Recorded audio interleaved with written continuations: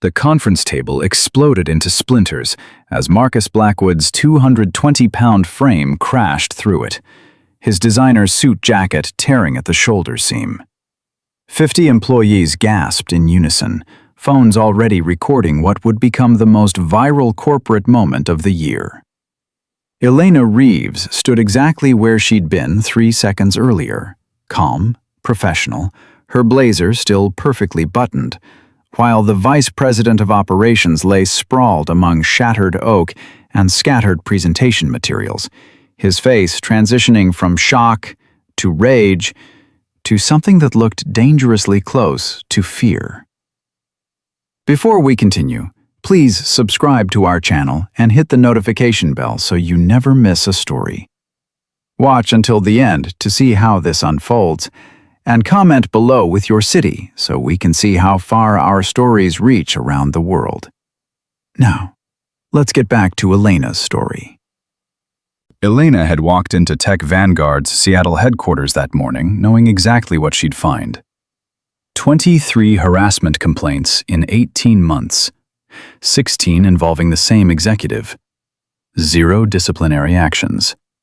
The pattern was so predictable it could have been a training manual on institutional failure. Ms. Reeves, welcome to Tech Vanguard. The HR director, Patricia Weinstein, had greeted her with a kind of smile that didn't reach the eyes. I trust you'll find our cooperation complete. Complete cooperation. That's what they always promised right before the obstruction started. The mandatory training session was scheduled for 10 a.m. in Conference Room A, the largest space on the executive floor, specifically chosen so Marcus could make his usual impression. Elena had read his file during the flight from Denver. Stanford MBA, 6 years at Tech Vanguard, promoted 3 times despite performance reviews that used words like aggressive and difficult to manage. His father, Richard Blackwood, sat on the board of directors. That explained the immunity. When Elena entered the conference room at 9:55, Marcus was already holding court, surrounded by his usual audience of junior executives who laughed too loudly at jokes that weren't funny.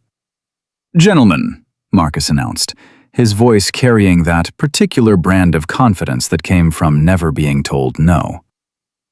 "Looks like corporate sent us a compliance specialist. Probably going to tell us we can't have fun anymore." Elena set her briefcase down methodically, removed her tablet, and met his gaze directly. "Mr. Blackwood, I'm here to conduct workplace safety training. Whether you have fun is your decision, as long as it doesn't involve harassing your coworkers." The room went quiet. Nobody talked to Marcus like that. "Harassing?" Marcus laughed, but there was an edge to it. "That's a pretty serious accusation, Ms. Reeves. Elena Reeves. And I'm not accusing anyone. I'm stating the reason for my contract." She pulled up the presentation on the main screen. According to your company's own reports, hostile work environment complaints have increased 47% year over year. Statistics. Marcus waved his hand dismissively. You know what statistics are? Lies that look professional in PowerPoint. A few nervous chuckles from his audience. Elena didn't smile. Mr. Blackwood, this training is mandatory for all executives. You received the same memo everyone else did. I don't do mandatory. Marcus stood up, his 6'2" frame meant to intimidate. I've got actual work to do. Real business that keeps this company profitable while HR wastes money on consultants who— Sit down. The words came out flat, controlled, with the kind of authority that stopped Marcus mid-sentence. Several executives shifted uncomfortably in their chairs. Excuse me? Marcus's face flushed red. Do you know who you're talking to? Marcus Blackwood, Vice President of Operations. Graduated Stanford 2016. Hired at Tech Vanguard through family connections. Currently the subject of 16 separate harassment complaints, 3 of which involve unwanted physical contact. Elena's voice remained perfectly level. Did I miss anything relevant? The silence in the room was absolute. Nobody had ever laid out Marcus's record so bluntly, especially not in front of witnesses. Marcus took a step toward her, his jaw clenched. Those complaints are lies. Disgruntled employees who couldn't handle the pressure of a competitive environment. Interesting. Elena pulled up another slide. Because the complaints describe remarkably similar behavior patterns: aggressive physical posturing, invasion of personal space, grabbing arms or shoulders during confrontations. That's called management. Marcus was getting louder now, his hands gesturing sharply. Maybe if you'd ever run a real team, instead of hiding behind HR policies, you'd understand that sometimes you need to be physical to make a point. Physical to make a point, Elena repeated quietly. Can you elaborate on what that means? It means sometimes people need to be reminded who's in charge. Marcus moved closer, now standing directly in front of her. It means when someone disrespects you, you don't just take it. Elena held her ground, her expression unchanged. And how do you remind them exactly? Like this. Marcus reached out and grabbed her upper arm, his fingers digging in with clear intent to hurt. You get in their space. You make them understand that. The movement was so fast that most people in the room didn't see it happen. One moment, Marcus had Elena's arm in his grip. The next moment, the world tilted sideways, and his back was slamming into the conference table with enough force to split it down the center. The sound was catastrophic. Wood cracking, chairs scattering, someone's coffee mug shattering against the wall. Marcus lay in the wreckage, gasping for air, his brain trying to process how he'd gone from standing to horizontal in less than 2 seconds. Elena stood exactly where she'd been, smoothing her blazer with one hand. That's called using someone's aggression against them. It's basic physics, not combat. The room erupted. Executives jumped to their feet. Someone shouted for security. Patricia Weinstein burst through the door, her face pale. What happened? I heard... Oh my God, Marcus! Marcus was trying to sit up, his pride wounded worse than his body. She attacked me. You all saw it. This psycho consultant just assaulted me. Actually, Jennifer Martinez, one of the junior analysts who'd been sitting in the back, spoke up with her phone held high. We all saw you grab her first. It's on video. Several videos, actually. Marcus's eyes went wide as he realized at least 15 people had been recording.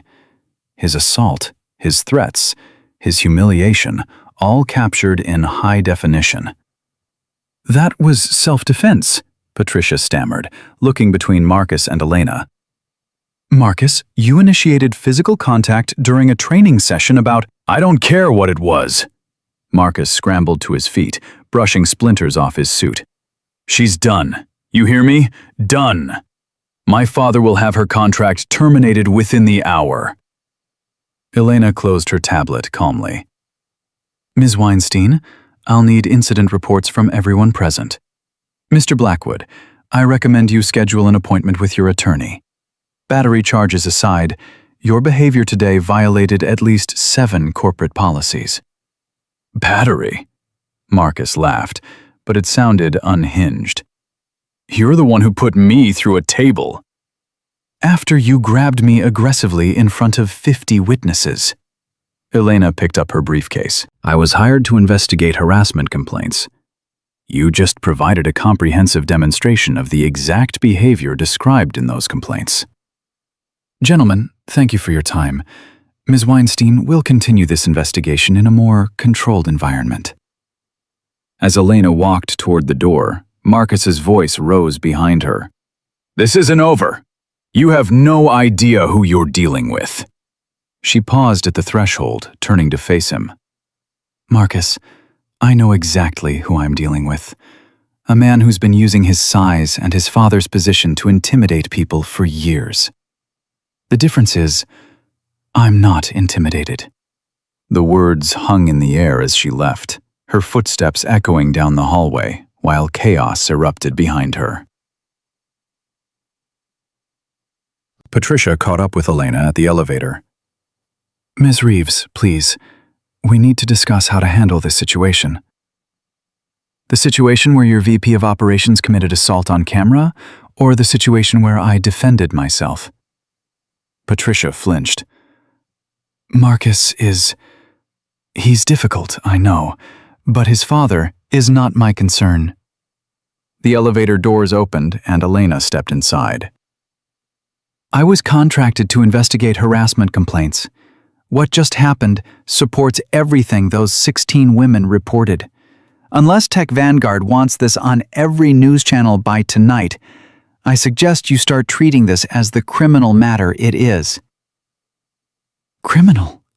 Patricia's voice cracked. Elena, please. There has to be a way to resolve this internally.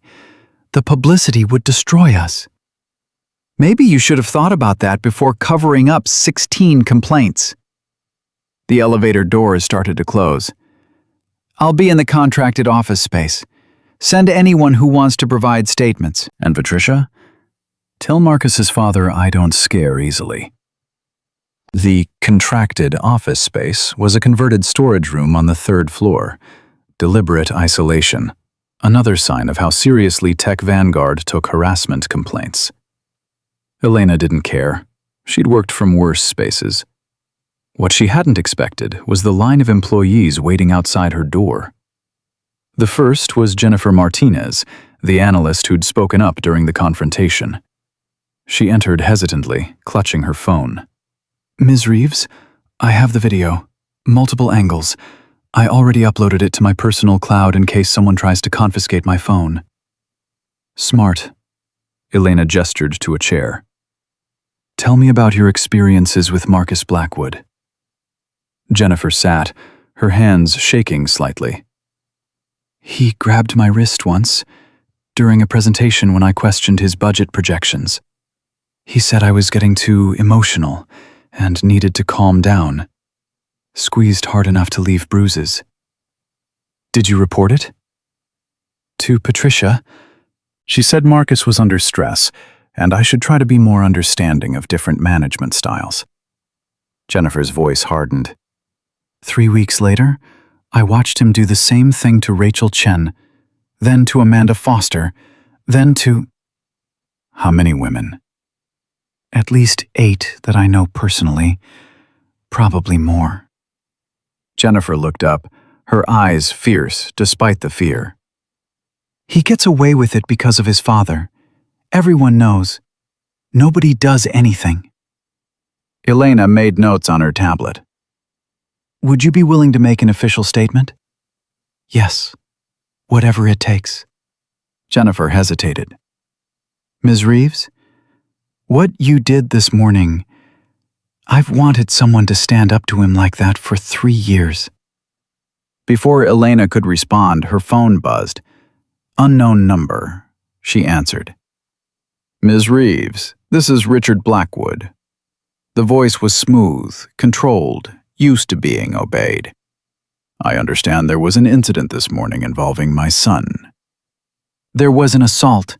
Your son grabbed me during a training session. I defended myself. My son tells a different story. Your son is lying. I have video evidence and 50 witnesses. A pause. Ms. Reeves, let's be realistic. You're a contractor with no permanent position at this company. I sit on the board of directors. One phone call and your contract is terminated. I suggest we discuss how to resolve this situation in a mutually beneficial way. Elena's voice didn't change. Mr. Blackwood, I'm a former Marine Corps martial arts instructor. I've conducted security investigations in war zones. Your threat doesn't have the impact you think it does. Excuse me? Your son committed battery on camera. I responded with textbook self-defense. If you terminate my contract, my next call is to the Seattle Times. I'm sure they love a story about corporate cover-up of sexual harassment complaints involving a board member's son. The silence stretched for several seconds. You're making a serious mistake, Richard finally said, his smooth tone cracking. No, Mr. Blackwood. The mistake was made 18 months ago when the first complaint about Marcus was buried instead of investigated. I'm just the person who's going to document it all. Elena hung up. Jennifer stared at her. Did you just threaten a board member? I stated facts. Elena returned to her notes. Now, about those other women who witnessed Marcus's behavior. By noon, Elena had 7 statements from female employees, each describing similar patterns of physical intimidation by Marcus. By 2 p.m., the number had grown to 12. They came in quietly, nervously, some crying, all relieved that someone was finally listening. The last interview of the day was different. Sarah Chen entered the office with the posture of someone carrying a heavy burden. She was in her early 30s, professionally dressed, but there was something in her eyes, exhaustion mixed with anger. Ms. Reeves, I don't work here anymore. I was fired 11 months ago. But I heard what happened this morning, and I need to tell you something. Elena gestured to the chair. I'm listening. Marcus didn't just grab me. He cornered me in the parking garage after a late meeting, pushed me against my car, put his hand. Sarah's voice broke. I reported it, showed Patricia the bruises, told her I was filing a police report. What happened? Richard Blackwood's attorneys showed up at my apartment within 24 hours. They offered me 6 months' salary and a confidentiality agreement. Said if I didn't sign, they'd make sure I never worked in tech again. Sarah's hands clenched into fists. I signed. I needed the money and I was terrified, but it's been eating me alive. Do you still have a copy of the agreement? I have everything. The NDA, the settlement check, photos of the bruises, text messages from Marcus afterward. Sarah pulled out her phone, her hand shaking. He texted me for weeks, saying I'd misunderstood, that he was just being friendly, that I'd ruined his reputation by reporting him. Elena's jaw tightened as she read the messages. Sarah, you're not bound by an NDA if the underlying conduct was criminal. Assault voids those agreements. Are you sure? Positive. And with your permission, I'd like to include your statement in my investigation report. Sarah nodded slowly. I want him to face consequences. Not just for me, for everyone he's done this to. As Sarah left, Elena sat back in her chair and closed her eyes. This was bigger than she'd thought. Not just harassment. Systematic assault, corporate cover-up, witness intimidation, fraudulent NDAs. Marcus wasn't just a bully. He was a predator whose father had weaponized money and power to protect him. Her phone buzzed again, another unknown number. Ms. Reeves, this is Detective James Morrison, Seattle PD. We received a report about an assault at Tech Vanguard Corporation this morning. I understand you were involved? I was the victim of the assault. I responded with self-defense. That's what the videos show. Ma'am, I'm going to need you to come down to the station and file a formal report. The man who grabbed you, Marcus Blackwood, his father has already called the chief claiming you attacked his son. Elena smiled grimly. Of course he did. Detective, how would you feel about investigating something bigger than one assault? How much bigger? Multiple victims, pattern of behavior, corporate conspiracy to conceal criminal conduct. I have statements, evidence, and witnesses ready to talk. A pause. Ms. Reeves, are you telling me you've been building a case? I'm telling you I came here to investigate harassment complaints and found something that looks a lot like organized criminal activity. Interested? Give me the address. I'll be there in 30 minutes. As Elena prepared her documentation for Detective Morrison, her mind was already working through the next steps. Marcus would retaliate, that was certain. Men like him didn't accept humiliation quietly. He'd already demonstrated he was willing to get physical in front of witnesses. What would he do in private, away from cameras, when his entire world was collapsing. The thought didn't frighten her.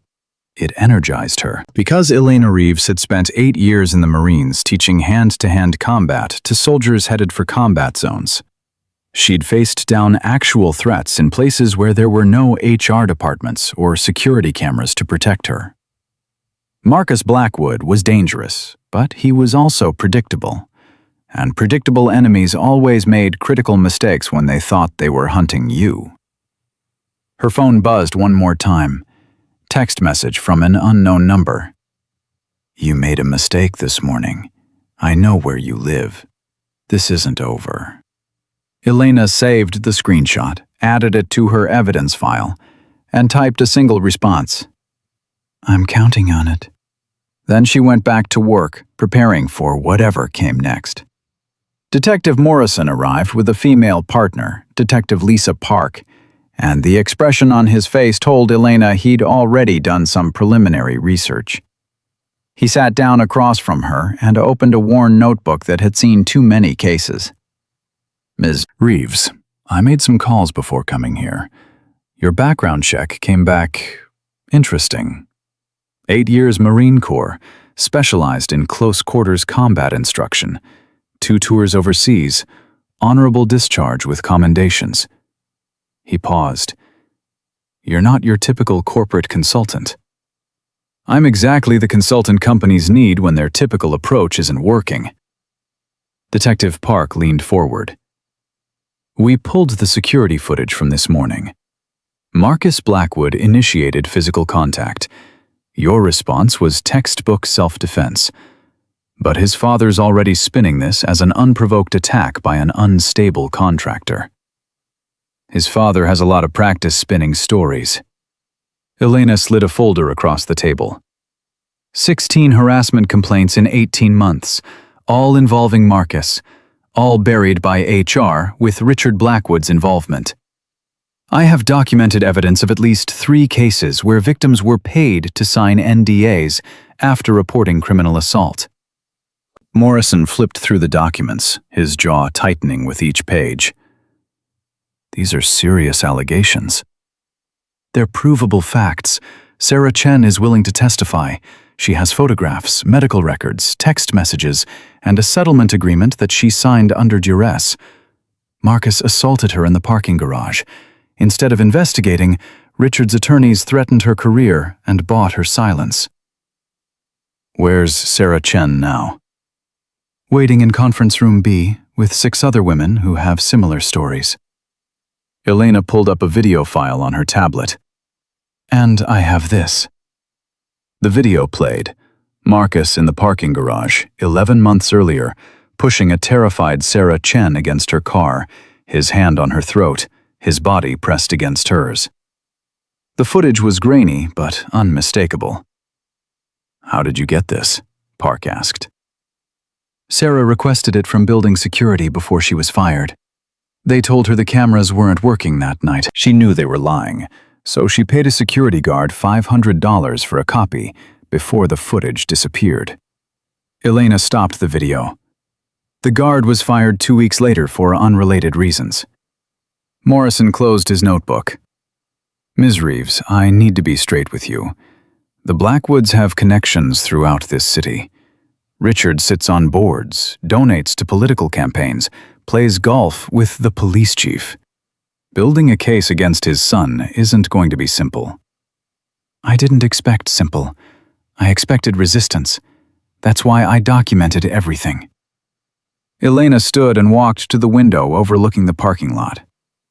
"Detective, I've seen what happens when powerful people face no consequences. It escalates. Marcus isn't going to stop. He's going to get worse, especially now that someone challenged him publicly. The question is whether you're willing to do your job, regardless of who makes phone calls." Park and Morrison exchanged glances. Park spoke first. "We'll interview the witnesses. If their statements support criminal charges, we'll pursue them. But Ms. Reeves, you need to understand the risk you're taking. Marcus Blackwood has already threatened you. Men like him don't handle humiliation well." "I I know exactly what men like him do. Elena turned back to face them. That's why I'm prepared. The interviews lasted 4 hours. 7 women, 7 stories, 7 instances of Marcus using his position and physical presence to intimidate, assault, and silence. Detective Park emerged from the conference room looking furious. Every single one of them has documentation. Medical records, photographs, emails, text messages. This isn't harassment, Morrison. This is systematic assault with corporate conspiracy to obstruct justice. Can we make charges stick? Morrison asked. Sarah Chen's case alone is enough for felony assault and battery. Add the corporate cover-up, the fraudulent NDAs, the witness intimidation. We're looking at RICO predicates if we can prove Richard Blackwood orchestrated the cover-up. Elena's phone buzzed. Patricia Weinstein. Ms. Reeves, the board has called an emergency meeting. They're demanding your presence in 1 hour. I'll be there. Elena, please. You need to understand the position you've put us in. Richard is threatening to sue the company for negligent hiring. He's claiming you're a violent individual with a vendetta against his son. Patricia, your company hired me to investigate harassment complaints. I'm doing exactly that. If Richard has a problem with my findings, he can address them in court. He's talking about criminal charges against you. Assault, battery, possibly attempted murder given Marcus's injuries. Elena laughed, the sound sharp and humorless. Marcus has a bruised ego and some splinters. I have video evidence of him committing battery on camera. Tell Richard to bring his attorneys. I'll bring mine and the Seattle Police Department. She hung up and turned to Morrison. The board wants a meeting. This should be interesting.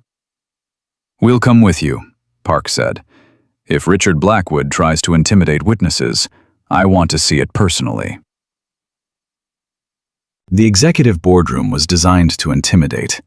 Mahogany walls, floor-to-ceiling windows overlooking Puget Sound, a table that probably cost more than Elena's annual salary. Richard Blackwood sat at the head, flanked by 2 attorneys who looked like they billed $800 an hour. Marcus sat beside his father, his face still flushed with anger and embarrassment. His suit had been changed, but his pride was still shredded. Ms. Reeves. Richard's voice was cold, controlled. Thank you for joining us. I was contracted to be here. I'm fulfilling my obligations.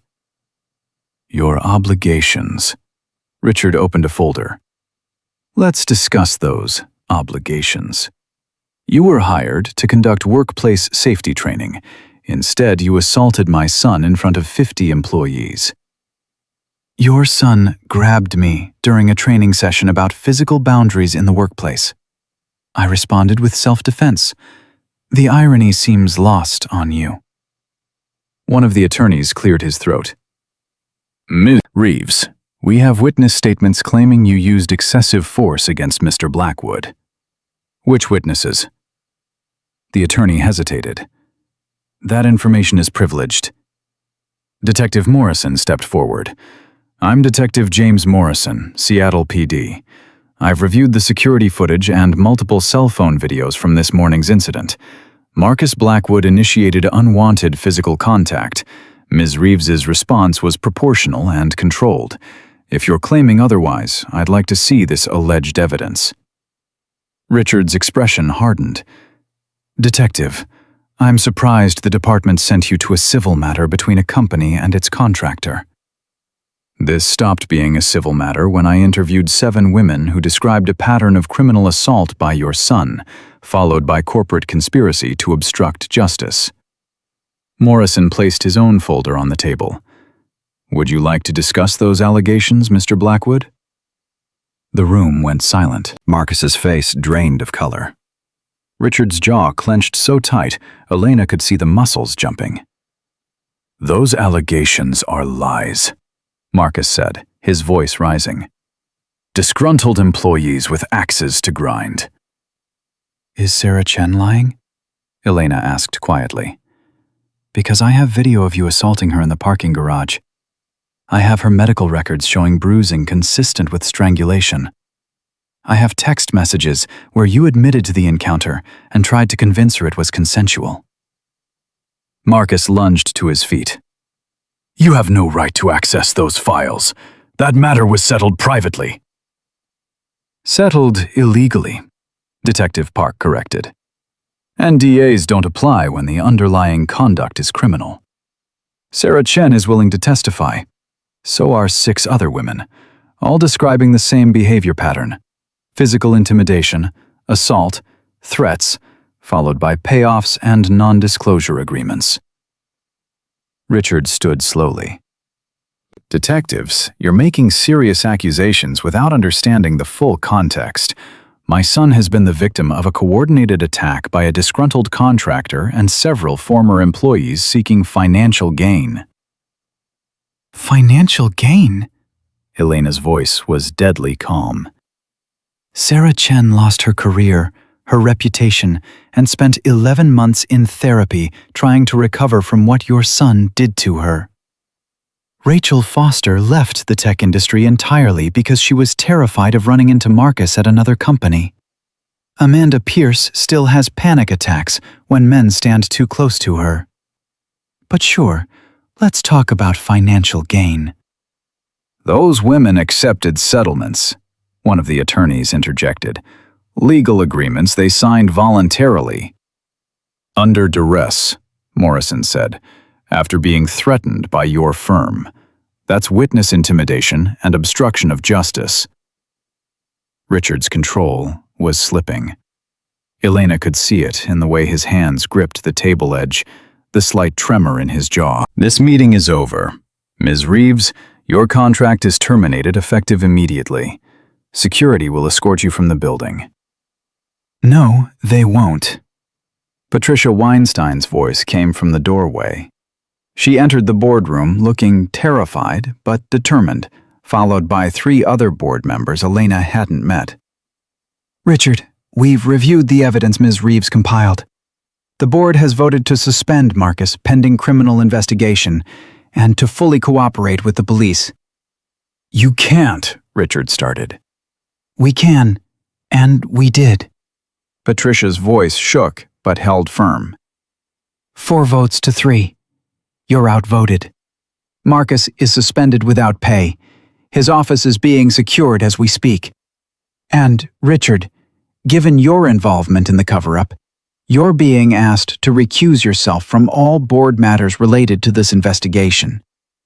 Marcus exploded. This is insane! You're destroying my career over some lies from bitter women who couldn't handle a demanding work environment. Is that what you call assault? Detective Park asked. A demanding work environment? I never assaulted anyone. They wanted attention, they got rejected, and now they're claiming, Marcus, shut up. Richard's voice cut through his son's tirade. Don't say another word without our attorneys present. But Marcus was past listening.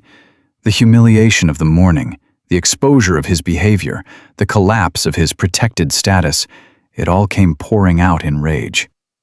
These women are liars, every single one of them. They dressed provocatively, flirted with me, and then cried harassment when I didn't fall for their games. Marcus, I said shut up! Richard grabbed his son's arm. Marcus shook him off violently. No, I'm done being quiet while everyone acts like I'm some monster. I'm the victim here. That psycho consultant assaulted me. Those women are trying to extort money, and you're all too weak to see it. Interesting theory, Morrison said calmly. Explain Sarah Chen's video then. Explain the medical records. Explain why your own text messages admit to the encounter. That was taken out of context. What context makes strangulation acceptable? Elena asked. Marcus whirled on her, his face purple with rage. You! This is all because of you! I was fine until you showed up with your attitude and your lies and your... He lunged across the table toward Elena. Several things happened simultaneously. Richard shouted. The attorneys jumped to their feet. Detective Park moved to intercept. Elena didn't move. She simply stood her ground as Marcus's momentum carried him forward, then used his own weight to redirect him face first into the mahogany table. The impact was brutal. Marcus's nose erupted in blood. He dropped to the floor, hands clutching his face, screaming. "And that," Elena said quietly, "is assault number 2 on camera. Detectives, I'd like to press charges." Morrison was already pulling out handcuffs. Marcus Blackwood, you're under arrest for assault and battery. You have the right to remain silent. As Morrison read Marcus his rights, Richard stood frozen, watching his son being handcuffed with blood streaming down his face. The invincible protection he'd built around Marcus was crumbling in real time. "Mr. Blackwood," Detective Park said, "we'll need you to come to the station as well. We have questions about your role in the cover-up." "I'm not answering any questions without my attorneys." "That's your right." Park handed him a card. "But the investigation is happening whether you cooperate or not, and obstruction charges are being considered." As the detectives led Marcus out, still screaming about injustice and lies, Patricia collapsed into a chair. "What have we done? The media is going to destroy us." "You did the right thing," Elena said. "Finally. The question is whether you continue doing." "What do you mean?" "I mean, there are probably more victims who haven't come forward yet. I mean, your HR policies need complete overhaul. I mean, every executive in this company needs to understand that power doesn't protect predators anymore." Elena gathered her materials. "Patricia, Marcus isn't unique. He's just the one who got caught. If you want to fix Tech Vanguard's culture, you need to examine how someone like him thrived here for 6 years." Patricia nodded slowly. "Will you help us?" "That depends. Are you committed to real change or just damage control?" "Real change. I swear it." "Then yes. But no more cover-ups, no more NDAs for criminal behavior, no more protecting executives because of their connections." Elena headed for the door, then paused. "And Patricia? Watch Richard Blackwood. He's not going to accept this quietly." She was right. 3 hours later, as Elena sat in her hotel room reviewing statements for the criminal case, her phone rang. Unknown number. "Ms. Reeves, this is James Hartley. I'm an attorney representing Richard Blackwood." "I already spoke with the detectives. I have nothing to say to Richard's attorney." "Mr. Blackwood would like to make you an offer. A generous one. $500,000 in exchange for withdrawing your statements and encouraging the other women to do the same." Elena felt cold fury settle in her chest. "You're attempting to bribe a witness in a criminal investigation. I'm recording this call, counselor. You might want to reconsider." A pause. "Ms. Reeves, be reasonable. You're a contractor with no permanent income. $500,000 could change your life." "Attempting to bribe me won't change the evidence. Sarah Chen has video. 7 women have medical records. Marcus assaulted me on camera twice in 1 day." "Your client's son is going to prison whether I accept money or not." "Perhaps, but Mr. Blackwood has considerable resources. He can make your life very difficult if you insist on pursuing this vendetta." "Is that a threat?" "It's a realistic assessment of what happens when ordinary people challenge powerful families. Accidents occur. Reputations get destroyed. Careers end. I'm offering you a way to avoid all that unpleasantness. Tell Richard Blackwood that I've spent 8 years in combat zones dealing with actual threats. His amateur intimidation tactics don't impress me. And tell him that this conversation is being forwarded to Detective Morrison and the prosecutor's office. Witness tampering is a felony." She hung up and immediately called Morrison. "Richard's attorney just tried to bribe me. I have the recording." Morrison swore. Send it over. This keeps getting better. Richard's digging his own grave. He's desperate. Desperate people do reckless things. Can you protect yourself if he escalates beyond legal threats? I didn't survive combat by being unprepared, detective, but I appreciate the concern. After hanging up, Elena stood at her hotel window, watching Seattle's lights spread across the darkness. She'd dealt with dangerous men before, warlords who thought violence solved everything, officers who used rank to abuse power, enemies who wanted her dead. Richard and Marcus Blackwood were amateurs compared to real threats, but amateurs with resources could still cause damage, especially to the women who'd come forward. Sarah Chen, Rachel Foster, Amanda Pierce. They were brave, but they were also vulnerable. If Richard decided to target them instead of Elena, the consequences could be devastating. Her phone buzzed. Text from an unknown number. You should have taken the money. Now you'll learn what happens to people who cross the Blackwood family. Elena saved the screenshot, added it to her evidence file, and typed a response. I'm waiting. Then she checked her go bag, confirmed her defensive tools were accessible, and settled in to work. Because Richard Blackwood was about to discover that the woman he was trying to intimidate had survived situations that would break him. And she was just getting started. The call came at 2 a.m. Elena was already awake, running through combat scenarios in her mind, when her phone lit up with Detective Morrison's number. Marcus made bail. Richard posted $2 million cash. He walked out 20 minutes ago. Elena sat up, fully alert. That was fast. Too fast. The judge set conditions. No contact with you or any of the witnesses. GPS monitoring. Surrender of passport. But Richard's attorneys argued Marcus wasn't a flight risk given his family ties. Morrison's voice was tight with frustration. Elena, I don't like this. Marcus is humiliated, angry, and now he's free. His father has unlimited resources and a vendetta. What does your instinct tell you? That they're going to try something stupid. Richard's already hired a private security firm, former military, the expensive kind. Officially for Marcus's protection, but my guess is they're going to attempt intimidation, or worse. Let them try. Elena was already mentally cataloging her defensive options.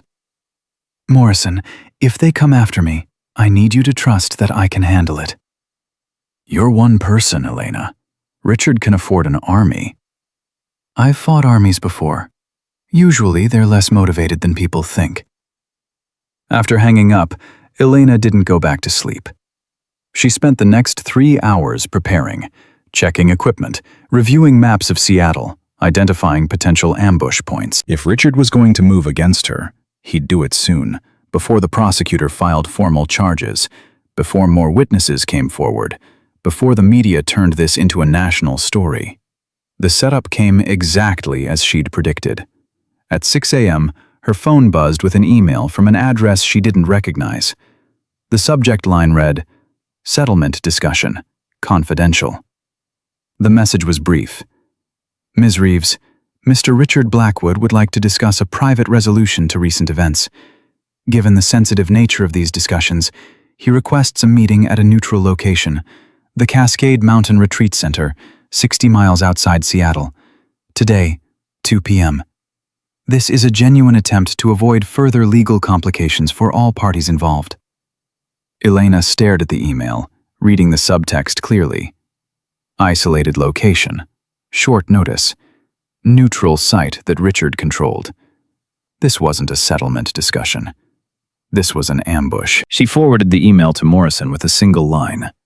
Taking the bait. Have units standing by. His response came within seconds. Absolutely not. This is obviously a trap. Elena called him. Morrison, if we want to catch them attempting witness intimidation or worse, we need evidence. Let me go wired. Position units nearby. When they make their move, you've got them on multiple felonies. If they kill you, I've got nothing but a dead witness and a rich family with expensive lawyers claiming it was self-defense. They won't kill me. They'll try to scare me, maybe rough me up, definitely threaten me. But Richard's too smart to authorize murder. Too messy, too many consequences. He wants me discredited, injured enough to withdraw my statements, frightened enough to convince the other women to back off. You're gambling with your life based on assumptions about a desperate man's decision-making. I'm gambling based on 8 years of reading dangerous men in combat situations. Richard's predictable. He thinks money and violence solve problems. He's going to use both. I just need to make sure you're recording when he does. Morrison was silent for a long moment. If I agree to this, and I'm not saying I am, you wear a wire, you keep GPS active, and at the first sign of lethal threat, we're coming in. Agreed. But Morrison, let them incriminate themselves first. If you move too early, Richard claims it was a legitimate business meeting, and we lose our chance. 2 p.m. gives us 8 hours to set up. I'll have tactical units in the area, undercover surveillance, and helicopter support on standby. He paused. Elena, you're sure about this? I've never been more sure of anything. The Cascade Mountain Retreat Center was exactly what Elena expected. Expensive, isolated, surrounded by dense forest with only one access road. Perfect for a private conversation. Perfect for an ambush.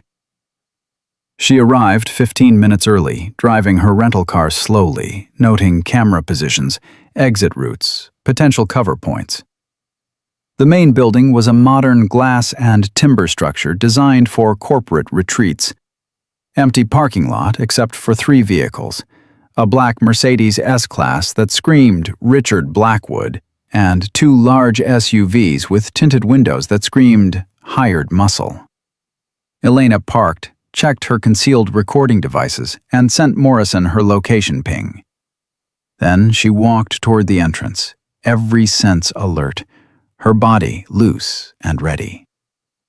Richard waited in the main conference room, standing by floor-to-ceiling windows that overlooked a steep ravine. He'd dressed in casual, expensive clothes, trying to appear relaxed, but Elena could see the tension in his shoulders. Ms. Reeves, thank you for coming.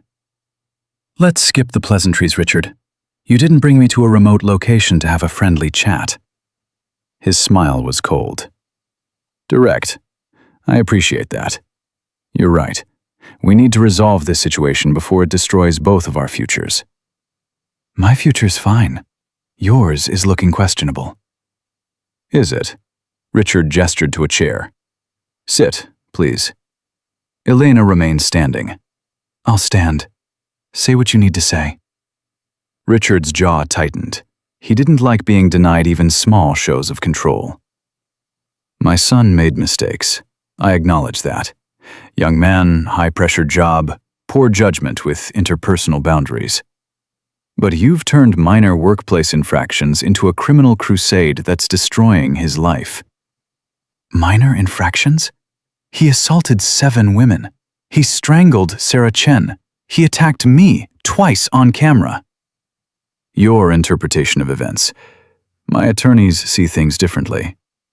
Richard moved closer, his voice dropping. Elena, may I call you Elena? You're a smart woman. You know how the world works. Rich families protect their own. I can make this worth your while, or I can make your life hell. The choice is yours. I already refused your bribe. The answer's still no. That was $500,000. I'm now offering $2 million. Cash. Untraceable. You walk away, tell the other women to do the same, and everyone moves on with their lives. Elena laughed. You really think I came out here for money?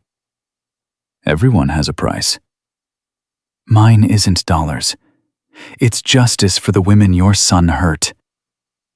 Richard's expression hardened. Then you're a fool. Because justice is flexible when you have resources. Judges can be influenced. Prosecutors can be pressured. Witnesses can be discredited. You're one woman with no institutional backing, facing a family with unlimited means. You can't win this. I'm already winning. Marcus is facing criminal charges. Your cover-up is exposed. The media's circling. How's your stock price doing today, Richard? His hand shot out, grabbing her arm exactly like Marcus had done in the conference room. You arrogant! Elena's response was instantaneous. She twisted his wrist, applied pressure to a nerve cluster, and had Richard on his knees before he could finish the sentence. Assault number 3. You people really don't learn, do you? The door burst open.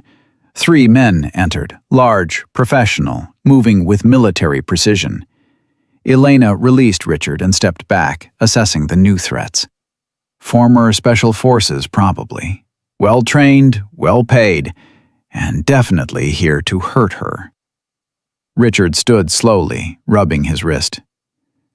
Ms. Reeves, these are my security consultants. They're here to ensure this meeting stays civil. Looks like they're here to do your dirty work when bribery fails. They're here to protect me from unstable individuals with violent tendencies. Richard's voice was steady now, back in control. You've assaulted me, assaulted my son twice, and made threats against my family. These witnesses will testify to that fact. Elena understood the play immediately. Richard was creating a counter-narrative. She was the aggressor. He was the victim. His security team had to intervene. Clever. But it wouldn't work if Morrison was recording. These witnesses are going to testify that you grabbed me first, just like your son did. They're going to testify that you tried to bribe me. And they're going to testify to whatever happens next. She looked at the 3 men. Gentlemen, you're being recorded. Whatever Richard's paying you isn't worth felony assault charges. The lead man, a scarred veteran with dead eyes, smiled slightly. No cameras here, lady. We checked. And Mr. Blackwood pays very well for discretion. Discretion? Is that what you call witness intimidation now? Richard moved toward the door. I'm leaving. What happens in this room is between you and these men. If you're reasonable, you'll walk out bruised but alive.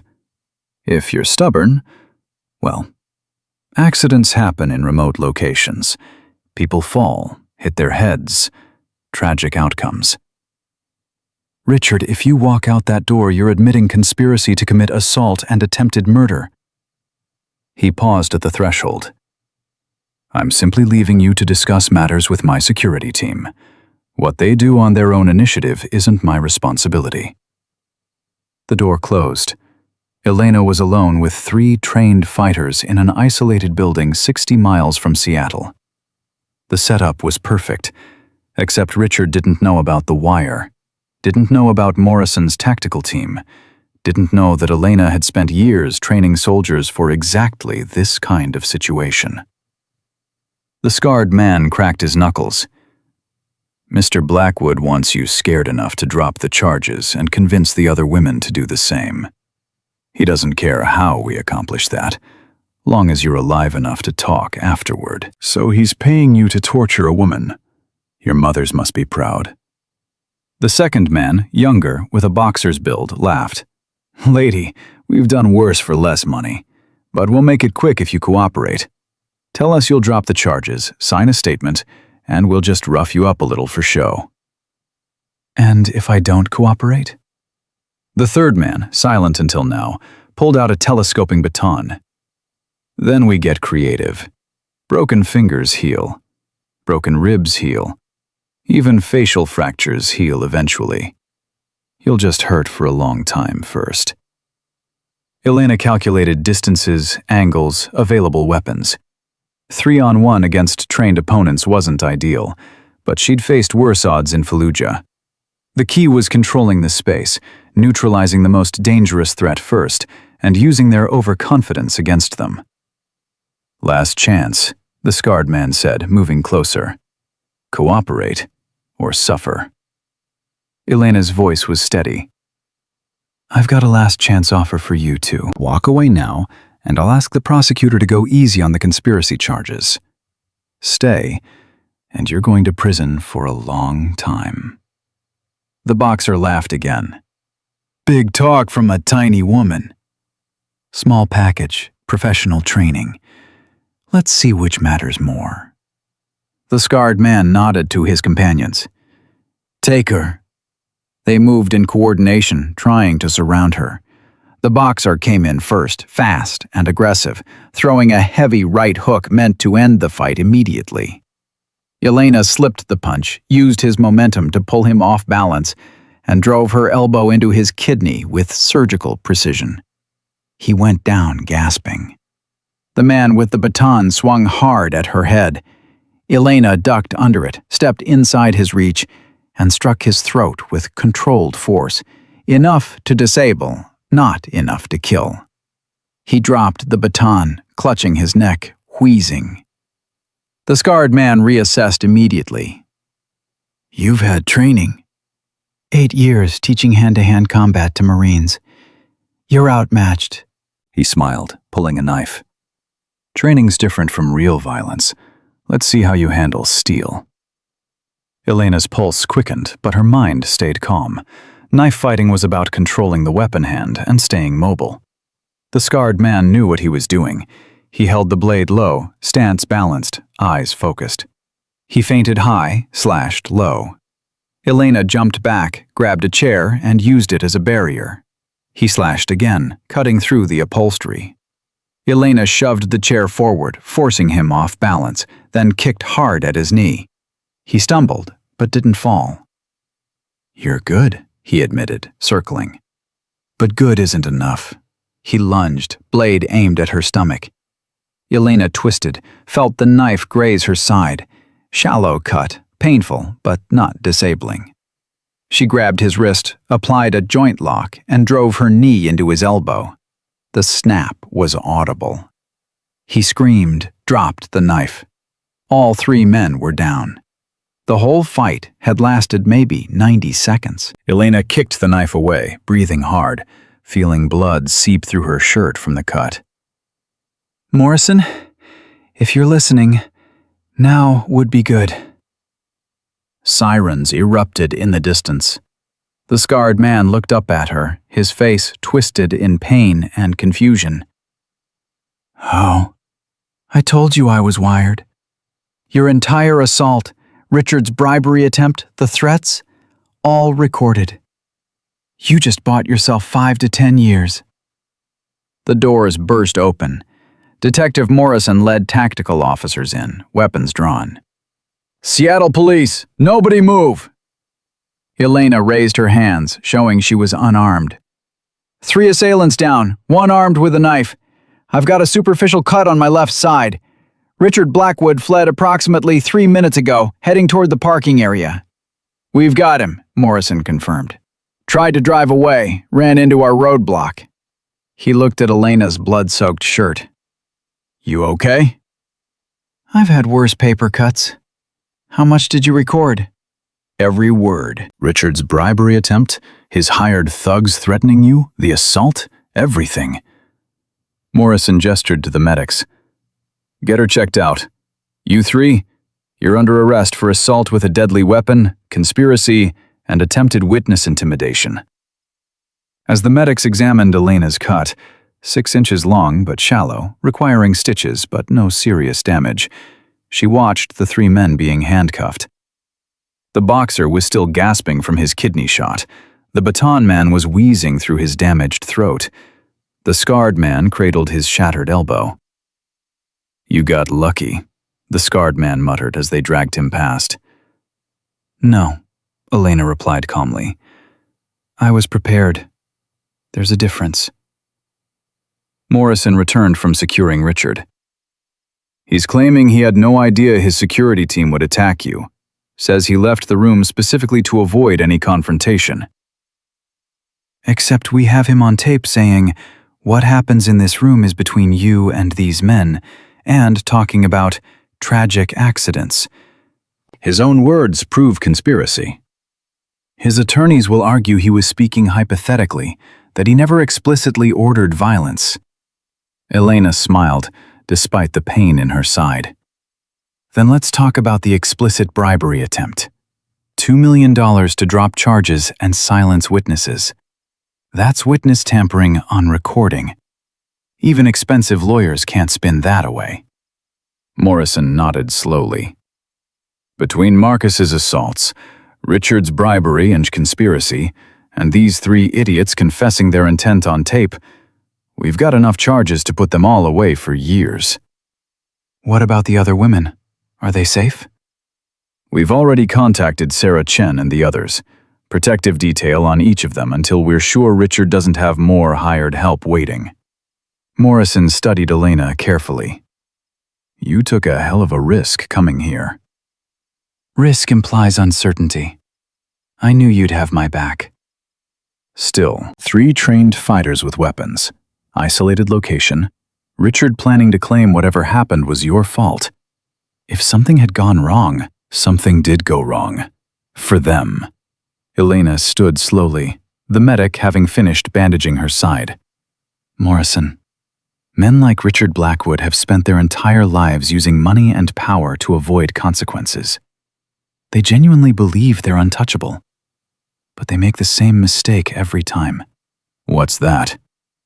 They assume everyone else is weaker than they are.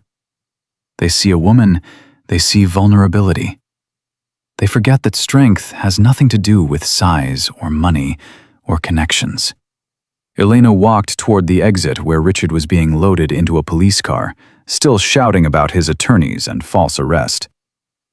They forget that the people they've hurt have nothing left to lose and everything to gain from fighting back. Marcus was waiting in the second police car, having been picked up attempting to flee Seattle. When he saw Elena, his face contorted with rage and humiliation. "This is your fault!" he screamed through the window. "You destroyed my life. I had everything, and you took it all!" Elena walked over to the car, looking him directly in the eyes. "Marcus, you destroyed your own life the first time you put your hands on a woman who didn't want to be touched. I just made sure everyone else knew about it." "I hate you. I'll get out. I'll find you. You'll spend the next several years in prison learning what it feels like to be powerless. Maybe it'll teach you empathy. Probably not, but maybe." She turned away from his continued screaming. "Take him away." As the police cars pulled away, Morrison stood beside Elena, watching them disappear down the mountain road. That felt good, didn't it? Seeing them finally face consequences. It'll feel better when the jury convicts. Right now, this is just the beginning. Elena touched her bandaged side, wincing slightly. Richard's going to throw everything he has at fighting these charges. Expensive lawyers, character assassination, media manipulation. This case isn't over. But we've got them on recording, multiple felonies, witnesses who'll testify. Rich people don't go to prison easy, Morrison. You know that. Elena headed toward her car, then paused. But they're going this time. Because I'm not backing down. Those 7 women aren't backing down. And you've got evidence that even the best attorneys can't make disappear. Morrison grinned. You know what Richard's biggest mistake was? Thinking his money made him untouchable? Thinking you were just another victim he could intimidate into silence. Morrison shook his head. He had no idea he was picking a fight with someone who's survived actual combat. Corporate bullies versus military combat instructor. Not really a fair match. It was fair, Elena corrected. They chose violence. I just chose to be better at it than they were. As she drove back toward Seattle, Elena felt the adrenaline finally fading, replaced by bone-deep exhaustion and pain from her knife wound. But underneath that was something else. Satisfaction. Not from the fight itself, but from what it represented. 7 women would sleep easier tonight knowing their attacker was in custody. Dozens more who'd stayed silent might find the courage to come forward. And somewhere, another Richard Blackwood might think twice before protecting a predator. Her phone buzzed. Text from Sarah Chen. Detective Morrison called. Said Richard and Marcus are both in custody. Elena, I don't know how to thank you. Elena typed back. Thank me by living your life without fear. That's all I wanted. Another text, this time from an unknown number. Ms. Reeves, this is Rachel Foster. I heard what happened today. You fought 3 men to protect us. I'm ready to testify now, whatever it takes.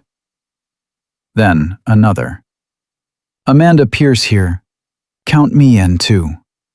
Let's finish this. By the time Elena reached Seattle, she had messages from all 7 women, plus 4 more who'd been too frightened to come forward before.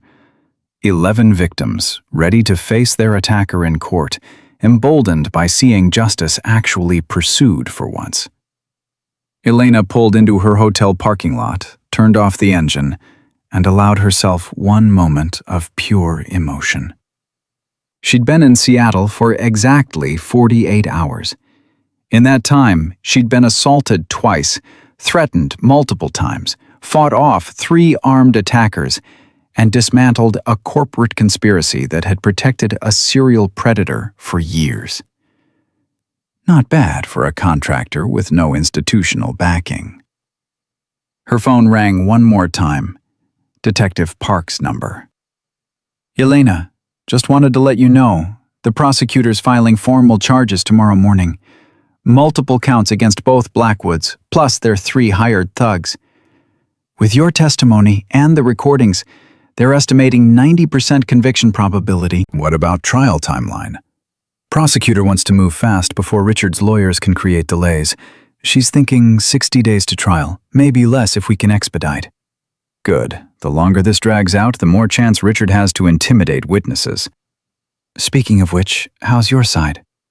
12 stitches, prescribed painkillers I won't take, and a scar I'll add to the collection. I'll survive. You're one tough woman, Elena Reeves. I'm just someone who refuses to let bullies win. Elena ended the call and headed inside, ready for whatever came next. Because the fight was far from over.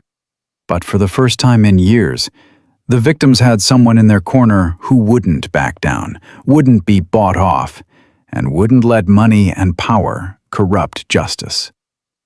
And that made all the difference. The prosecutor's office was smaller than Elena expected for a case this high profile. Assistant District Attorney Michelle Chen sat across from her, reviewing the mountain of evidence with the kind of focus that came from years of fighting uphill battles against wealthy defendants. 11 victims willing to testify, video evidence of 3 separate assaults, recorded bribery attempts, conspiracy to commit witness intimidation. Michelle looked up, her expression cautiously optimistic. Elena, this is the strongest case I've seen in 15 years. But I need you to understand what we're up against. Richard Blackwood's money. Not just money. Influence. His attorneys have already filed motions to suppress the wire recordings, claiming entrapment. They're arguing that you deliberately provoked Marcus in the conference room. They've hired investigators to dig into every victim's background, looking for anything to discredit them. Elena's jaw tightened. Standard wealthy defendant playbook. It gets worse. Richard's PR firm is already planting stories, portraying Marcus as a young executive destroyed by a vindictive consultant with a history of violence. They're spinning you as an unstable veteran with PTSD who misinterpreted normal workplace interactions as threats. My military record is clean. 8 years, honorable discharge, commendations for They don't care about truth. They care about creating reasonable doubt. Michelle pulled out a tabloid article. The headline read, "Corporate Consultant's Violent Past. Did PTSD Drive Her to Attack Innocent Executive?" Elena read through the article, her anger building with each fabricated detail. They'd twisted her combat service into a liability, suggested she was mentally unstable, implied she'd attacked Marcus unprovoked because of unresolved trauma. This is character assassination. This is how rich people fight when they can't win on facts. They destroy credibility. Michelle closed the file. But here's the thing. Juries are smarter than defense attorneys think. If we present the evidence cleanly, let the victims tell their stories authentically, and trust the recordings to speak for themselves, we win. The question is whether our witnesses can withstand the attack that's coming. Sarah Chen can. She's been waiting 6 years for this chance. What about the others? Rachel Foster had a brief hospitalization for anxiety 3 years ago. Amanda Pierce has a sealed juvenile record. Jennifer Martinez once filed a discrimination complaint at a previous job. Richard's team will use every detail to suggest they're unstable, vindictive, or opportunistic. Elena leaned forward. Michelle, these women survived Marcus Blackwood's abuse. They're stronger than Richard's attorneys realize, but they need to know we have their backs when the attacks start. We do, but I won't lie to them about how brutal it's going to be. Michelle stood, gathering files. Preliminary hearing is tomorrow. Marcus and Richard will both be there. The media circus has already started. Are you ready? I've faced worse than cameras and lawyers. Have you faced losing? Michelle's expression was serious. Because if we mess this up, if one witness cracks under cross-examination, if the judge suppresses key evidence, Marcus and Richard walk free, and every woman they hurt watches their abusers celebrate. Then we don't mess up. The courthouse steps were packed with reporters when Elena arrived the next morning. Camera flashes erupted as she pushed through the crowd, ignoring shouted questions. Ms. Reeves, did you attack Marcus Blackwood unprovoked? Is it true you have PTSD from military service? Are you seeking financial gain from this case? Detective Morrison met her at the entrance, guiding her through security. Media's been here since 6 a.m. Richard's PR team is working overtime. Let them work. The evidence speaks louder than spin. Inside the courtroom, the atmosphere was tense. Richard Blackwood sat with his legal team, 4 attorneys in expensive suits, radiating confidence. Marcus sat beside his father, wearing a carefully chosen outfit designed to make him look young, vulnerable, sympathetic. The performance was calculated down to the last detail. Sarah Chen entered with Detective Park, looking terrified but determined. When she saw Marcus, her entire body tensed. Elena caught her eye and nodded. Sarah nodded back, straightening her shoulders. The judge entered, and the room fell silent. Judge Margaret Thornton had a reputation for no-nonsense proceedings and intolerance for legal theatrics. She reviewed the charges with clinical precision. The People versus Marcus Blackwood. Multiple counts of assault and battery, sexual assault, witness intimidation. The People versus Richard Blackwood. Conspiracy to commit assault, attempted bribery of witnesses, obstruction of justice. She looked over her glasses at both defendants. Counselors, I've reviewed the preliminary evidence. This hearing will determine if sufficient probable cause exists to proceed to trial. Prosecution, you may begin. Michelle Chen stood, her voice clear and strong. Your Honor, the evidence will show a pattern of predatory behavior by Marcus Blackwood spanning 6 years, enabled and protected by his father Richard Blackwood through systematic cover-up, witness intimidation, and abuse of corporate power. We have 11 victims prepared to testify, video evidence of multiple assaults, and recorded admissions of criminal conduct. Richard's lead attorney, Vincent Carrington, rose smoothly. Your Honor, what the prosecution calls evidence, we call a coordinated attack by disgruntled former employees coached by a contractor with a personal vendetta. Ms. Reeves provoked my client in a professional setting, used excessive force against him, and has since orchestrated a conspiracy to destroy his reputation and that of his family. Judge Thornton's expression didn't change. I'll hear the evidence and decide. Prosecution, call your first witness. The people call Sarah Chen. Sarah walked to the witness stand with visible effort, her hands shaking as she was sworn in. Michelle approached gently, establishing rapport before diving into the difficult testimony.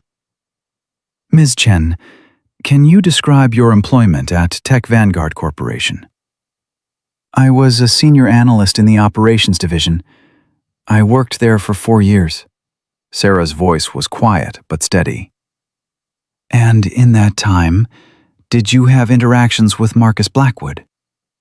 Yes. He was my supervisor's supervisor. He attended our team meetings and quarterly reviews. Can you describe the nature of these interactions? Sarah took a breath. At first, they were professional, but after about 6 months, Marcus started making comments about my appearance, how I dressed, whether I was trying to impress anyone. Then he started finding reasons to call me into private meetings. What happened during these private meetings?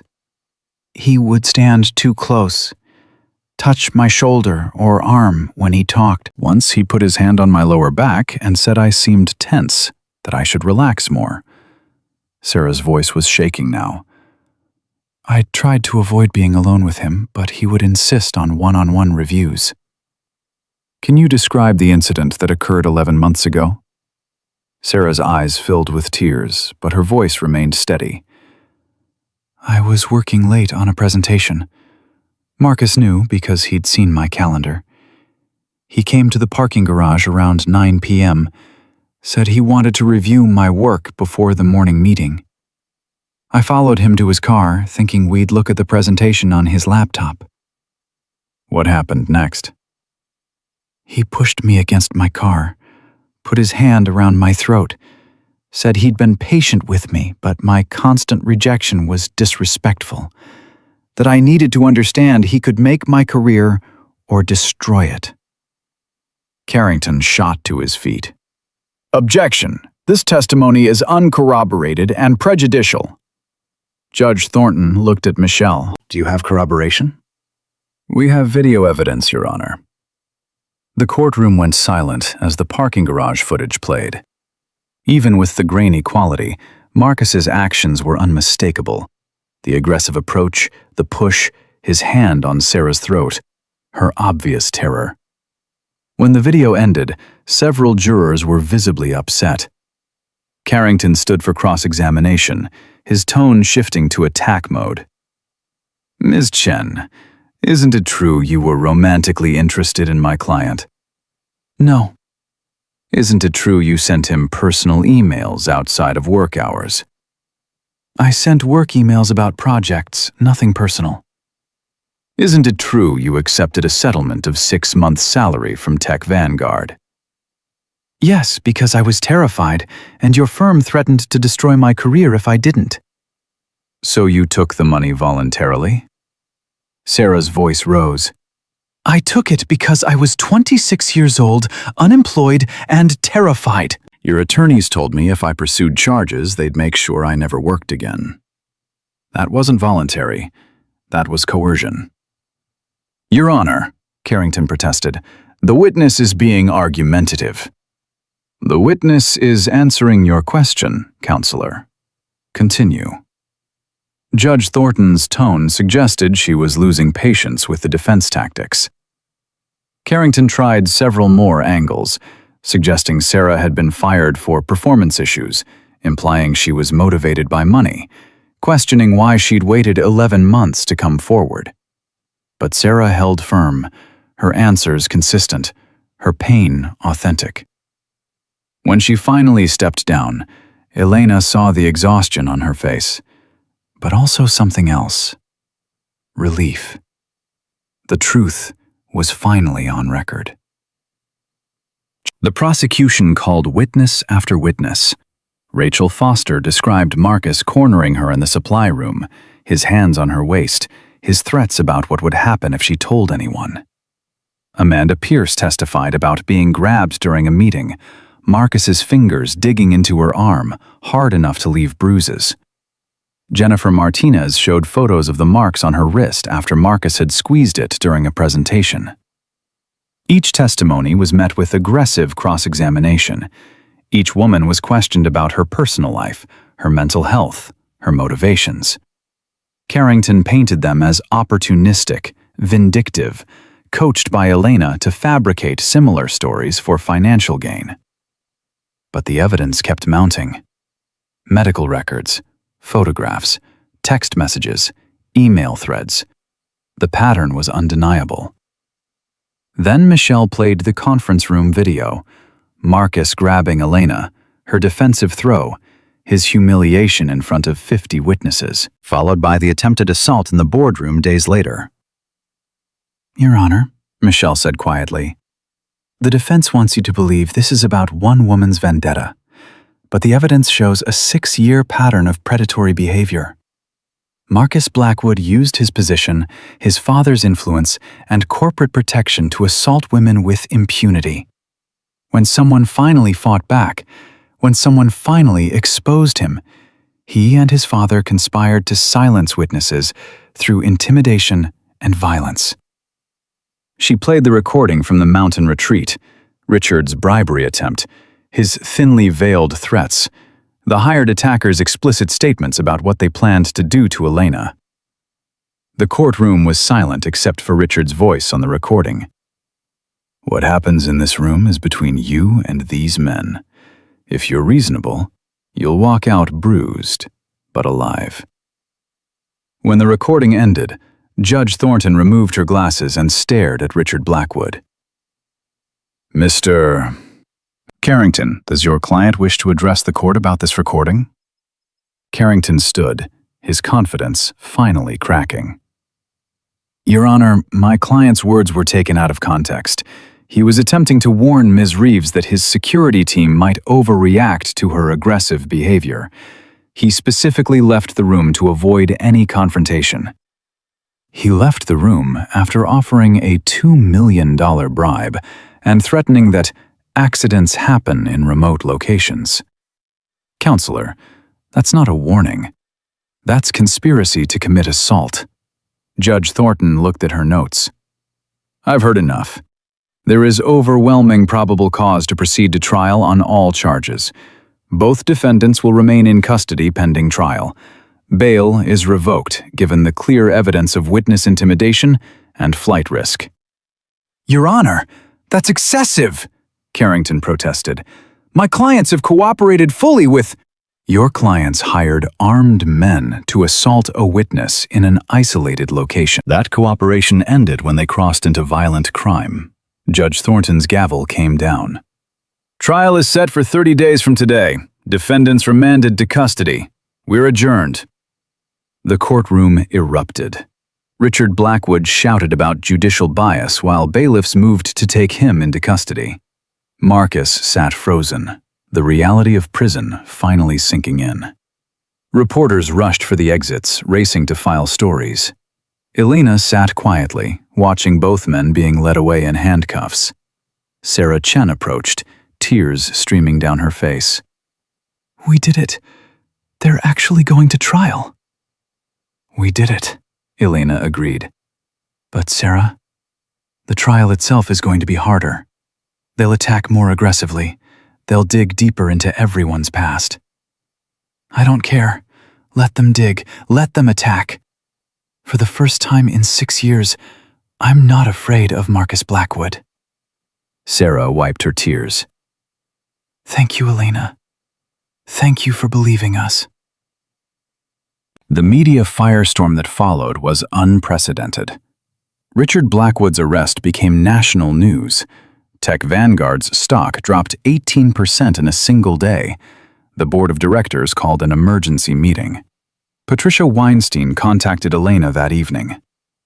The board wants you to present your full investigation findings tomorrow, 9 a.m.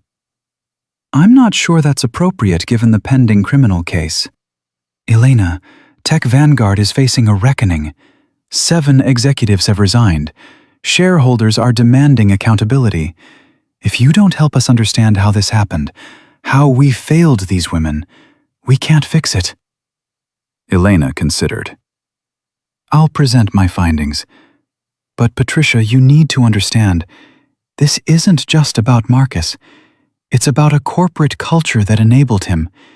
If the board isn't ready to hear that, I'm wasting everyone's time. We're ready. I promise you, we're ready. The boardroom the next morning was transformed. Gone were the defenders of Marcus and Richard. In their place sat new faces, including 3 women recently elected to the board by shareholder vote. The atmosphere was somber, almost funereal. Elena presented her findings methodically.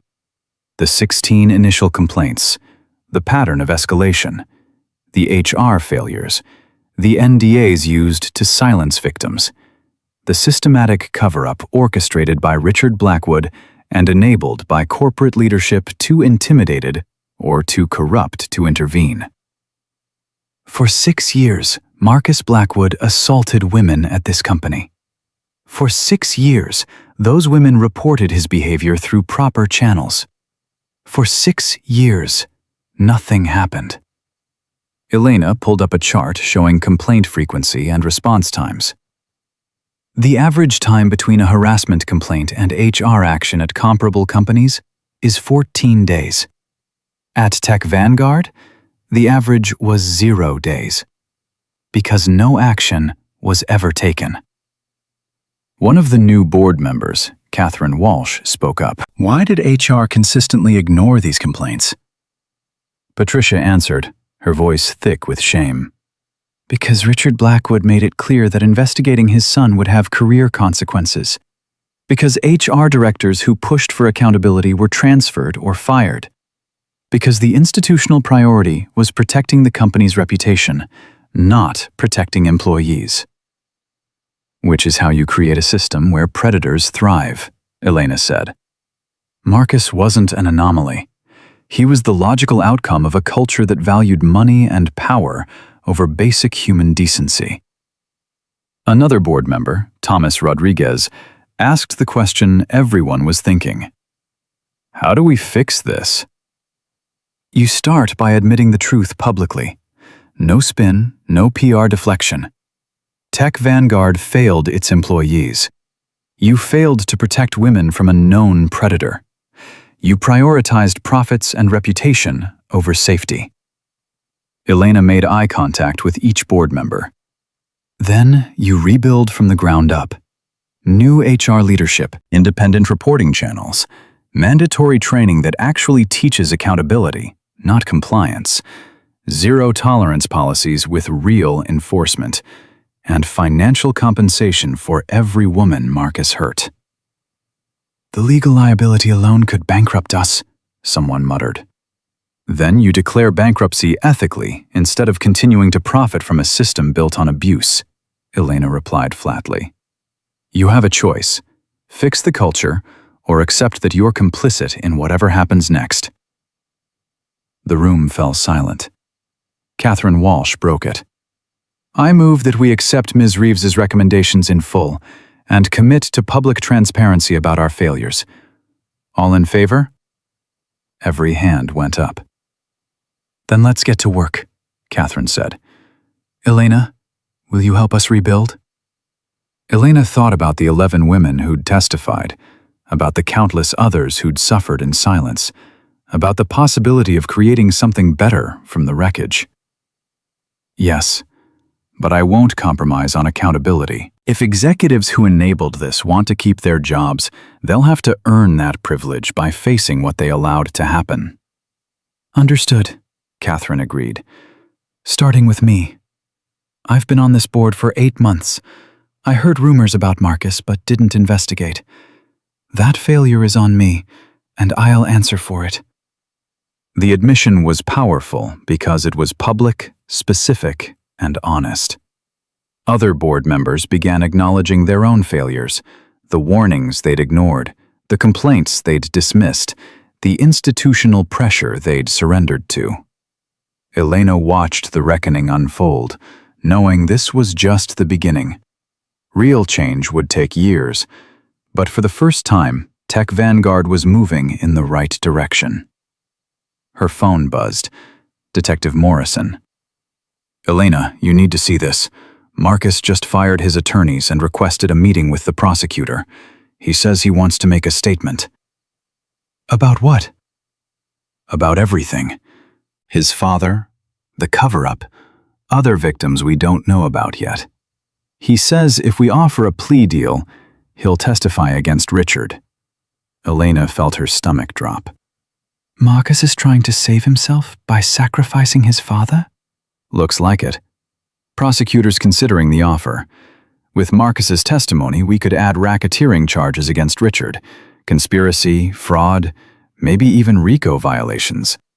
But it means Marcus gets a lighter sentence." No. Elena's voice was hard. Marcus assaulted 11 women. He strangled Sarah. He tried to destroy their careers. He doesn't get to walk away with a slap on the wrist because he's willing to betray his father. "That's not our call. It's the prosecutor's decision." Then I need to talk to Michelle Chen. Now. 20 minutes later, Elena sat across from Michelle and Morrison in the prosecutor's conference room. Michelle looked tired but energized by the offer Marcus had made. He's willing to plead guilty to 3 counts of assault, testify against Richard in detail, and provide documentation of his father's entire cover-up operation. In exchange, we recommend 5 years with possibility of parole after 3. 5 years for assaulting 11 women? Elena's voice was ice. Sarah Chen spent 6 years recovering from what he did to her. Rachel Foster left the tech industry entirely. Amanda Pierce has panic attacks when men stand too close. And Marcus gets 5 years because he's willing to save his own skin? Elena, I understand your anger, do you? Because from where I'm sitting, this looks like the same system that protected Marcus for 6 years. Rich boy makes a deal, does minimal time, and gets to rebuild his life while his victims live with permanent trauma. Michelle leaned forward. With Marcus's testimony, we can put Richard away for 20 years minimum. We can expose the entire conspiracy, recover documentation of other victims, and potentially bring charges against the attorneys and investigators who helped cover this up. That's bigger than one man's sentence. It's not bigger than justice for the women he hurt. "What do those women want?" Morrison asked quietly. "Have you asked them?" Elena hadn't. She'd been so focused on maximum punishment that she hadn't considered whether the victims would accept a plea deal if it meant guaranteed convictions and broader accountability. I'll ask them, she said finally. But, Michelle, if they say no, if they want Marcus to face full prosecution, you need to respect that. They're the ones who survived his abuse. They get the final say. Agreed. But Elena, there's something else you need to know. Michelle pulled out another file. Marcus's testimony includes information about other companies. Apparently, Richard helped cover up similar behavior at 3 other corporations where he has board seats. We're talking potentially dozens more victims. The scope of it hit Elena like a physical blow. This wasn't just about Tech Vanguard. Richard Blackwood had built an entire system for protecting predators across multiple companies, multiple industries. The conspiracy went deeper than anyone had realized. How many victims are we talking about? Based on Marcus's preliminary information, at least 40 women across 4 companies over the past 12 years. 40 women. 40 lives damaged or destroyed. And Richard had orchestrated protection for all of them, profiting from companies that enabled abuse while victims suffered in silence. "I need to call Sarah," Elena said quietly. "She deserves to know what we're facing." Sarah answered on the second ring. Elena, is everything okay? Can you get the other women together? I need to talk to all of you about a development in the case. 2 hours later, 11 women sat in a conference room at Michelle Chen's office, listening as the prosecutor explained Marcus's offer. When she finished, the room was silent. Finally, Sarah spoke. "If we accept this deal, Marcus goes to prison but gets out in 3 years, potentially?" Yes, Michelle confirmed. "And if we don't, the trial could take months. The defense will attack us on cross-examination, and there's a chance, small but real, that Marcus could be acquitted on some charges? That's the risk." Sarah looked at the other women. "What do you all think?" Rachel Foster spoke first. "I want Richard in prison more than Marcus. Richard created the system that protected him. If Marcus's testimony puts Richard away for 20 years, that's worth it." Amanda Pierce disagreed. "Marcus is the one who hurt us directly." "I don't want him getting a deal just because his father's worse." The debate continued, voices rising and falling, tears flowing, anger and pain and fear all mixing together. These were women who'd been silenced for years, and now they were finally being asked what justice meant to them.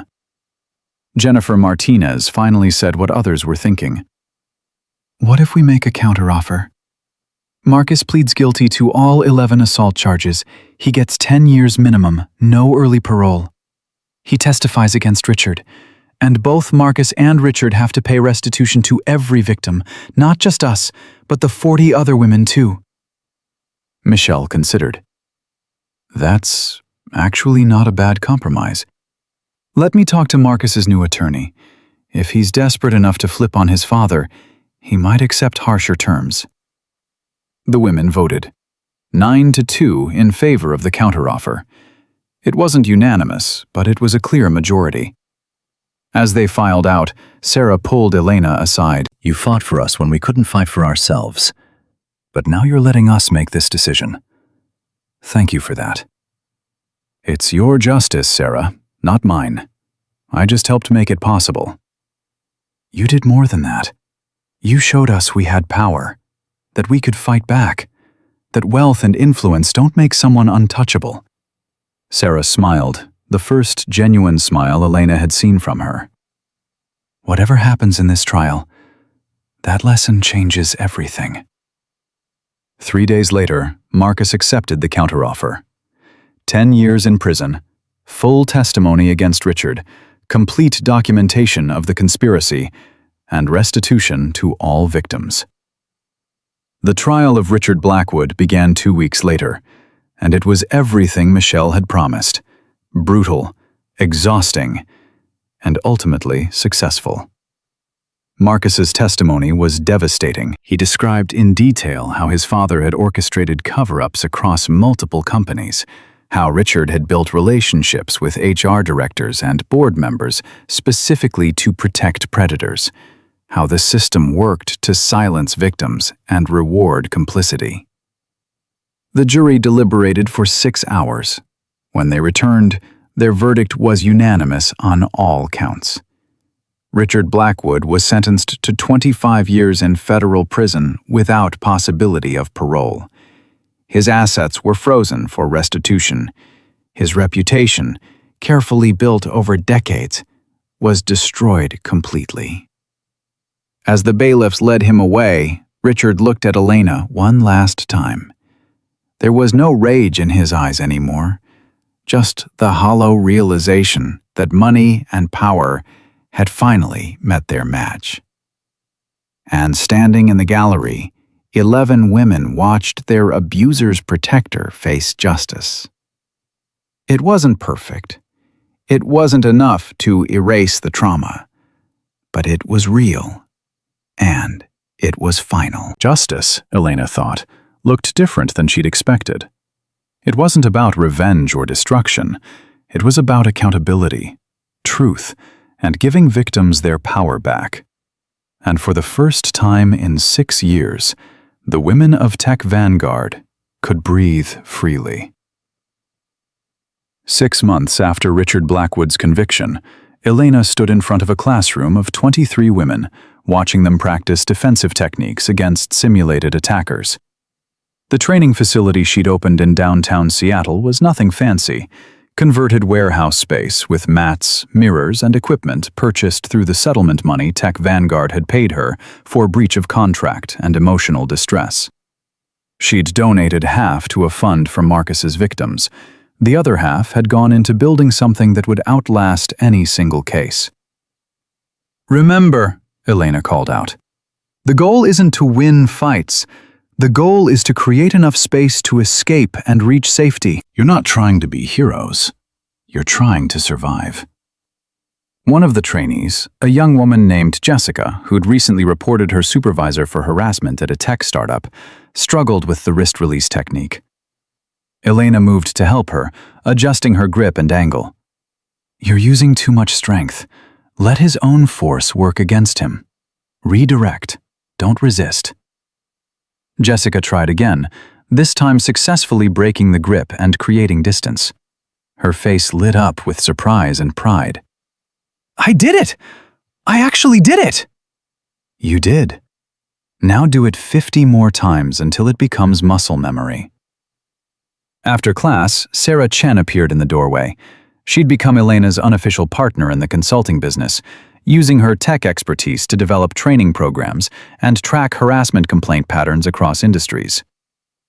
"Elena, we got 3 new contracts this week. 2 tech companies wanting full security audits, and 1 law firm. Ironically, they want us to review their internal reporting procedures after a partner was accused of harassment."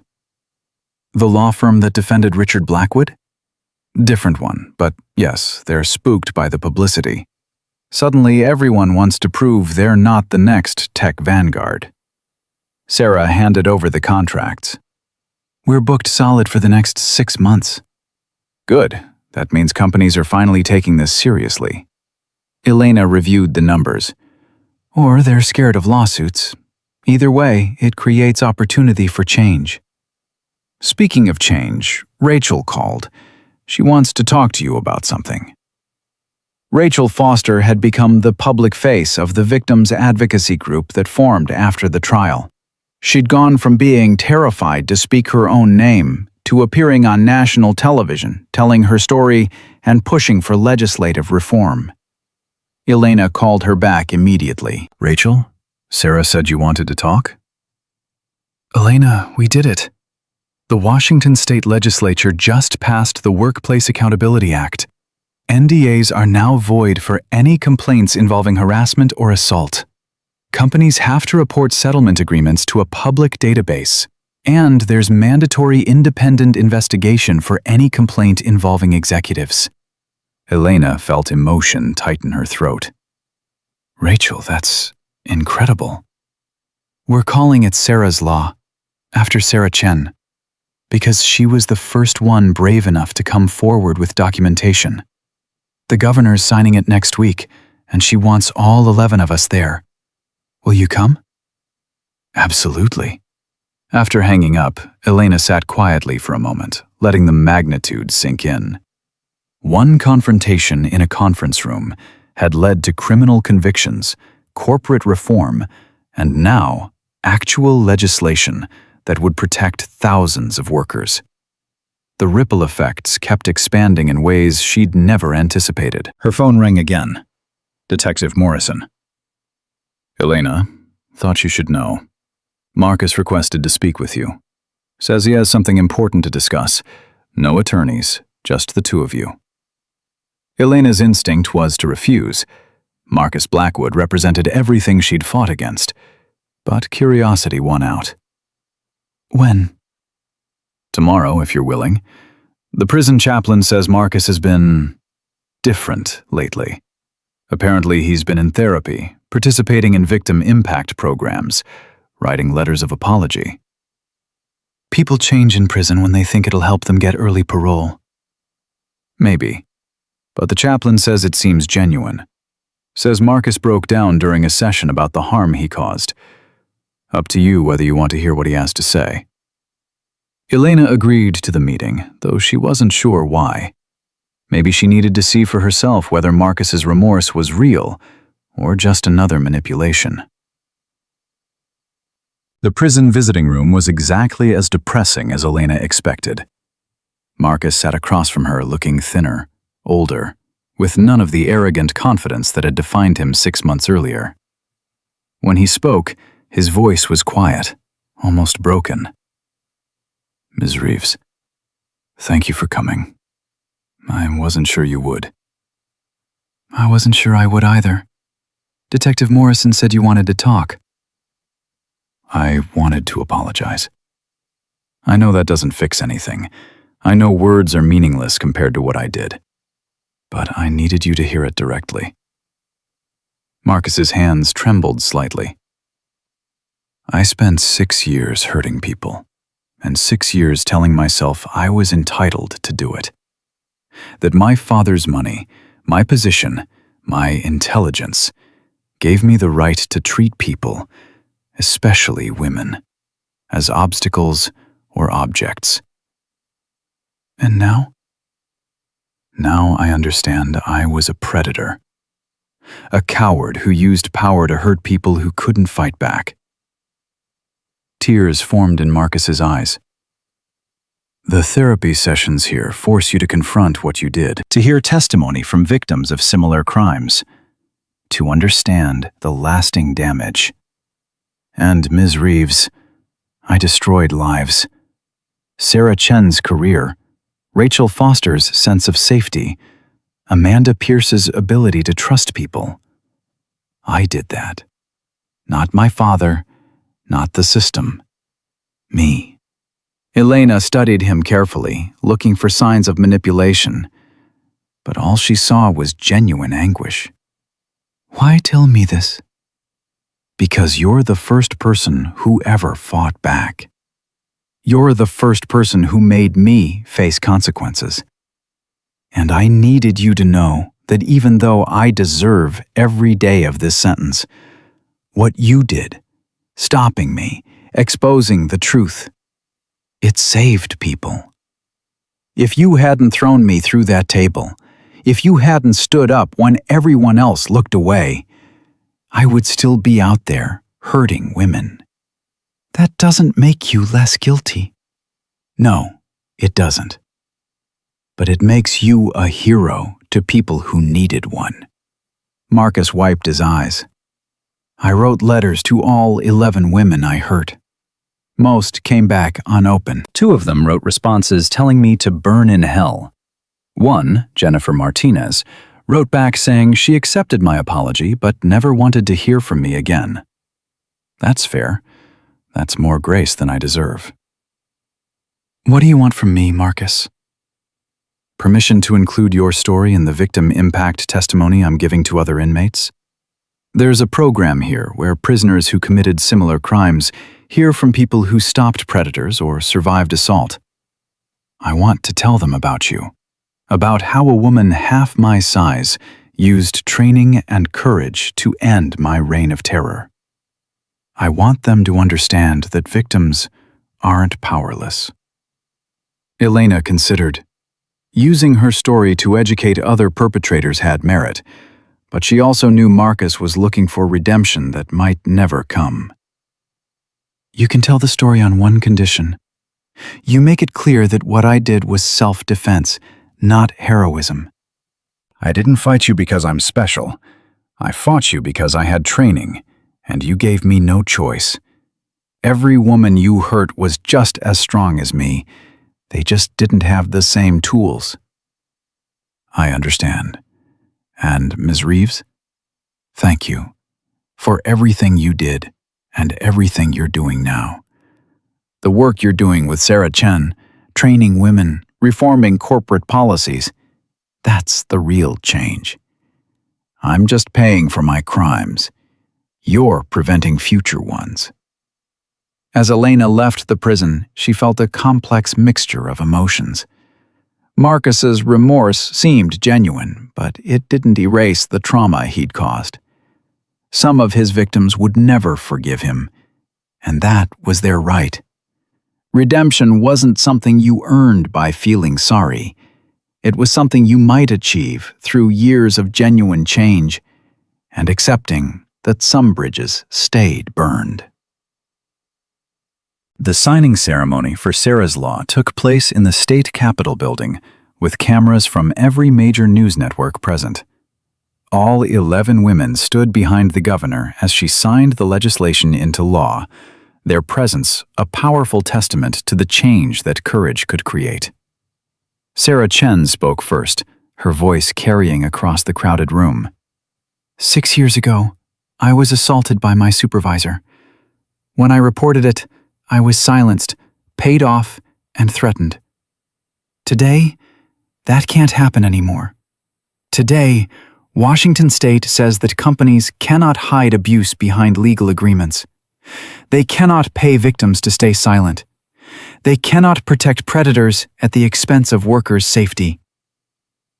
Rachel Foster spoke next, her words directed at women watching across the country. If you're dealing with harassment at work, if someone in power is using their position to hurt you, if you've been told to stay quiet and accept it, know that you're not alone. Know that fighting back is possible. Know that systems can change when enough people demand it. Amanda Pierce, who'd spent months too terrified to even speak publicly about her assault, stepped to the microphone with visible effort. I was afraid for so long. Afraid of Marcus Blackwood, afraid of his father's power, afraid that speaking up would destroy my career. But Elena Reeves taught me something important.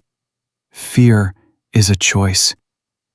Courage is also a choice, and choosing courage, even when you're terrified, can change everything. The governor handed the signing pen to Sarah Chen as a keepsake, and the room erupted in applause.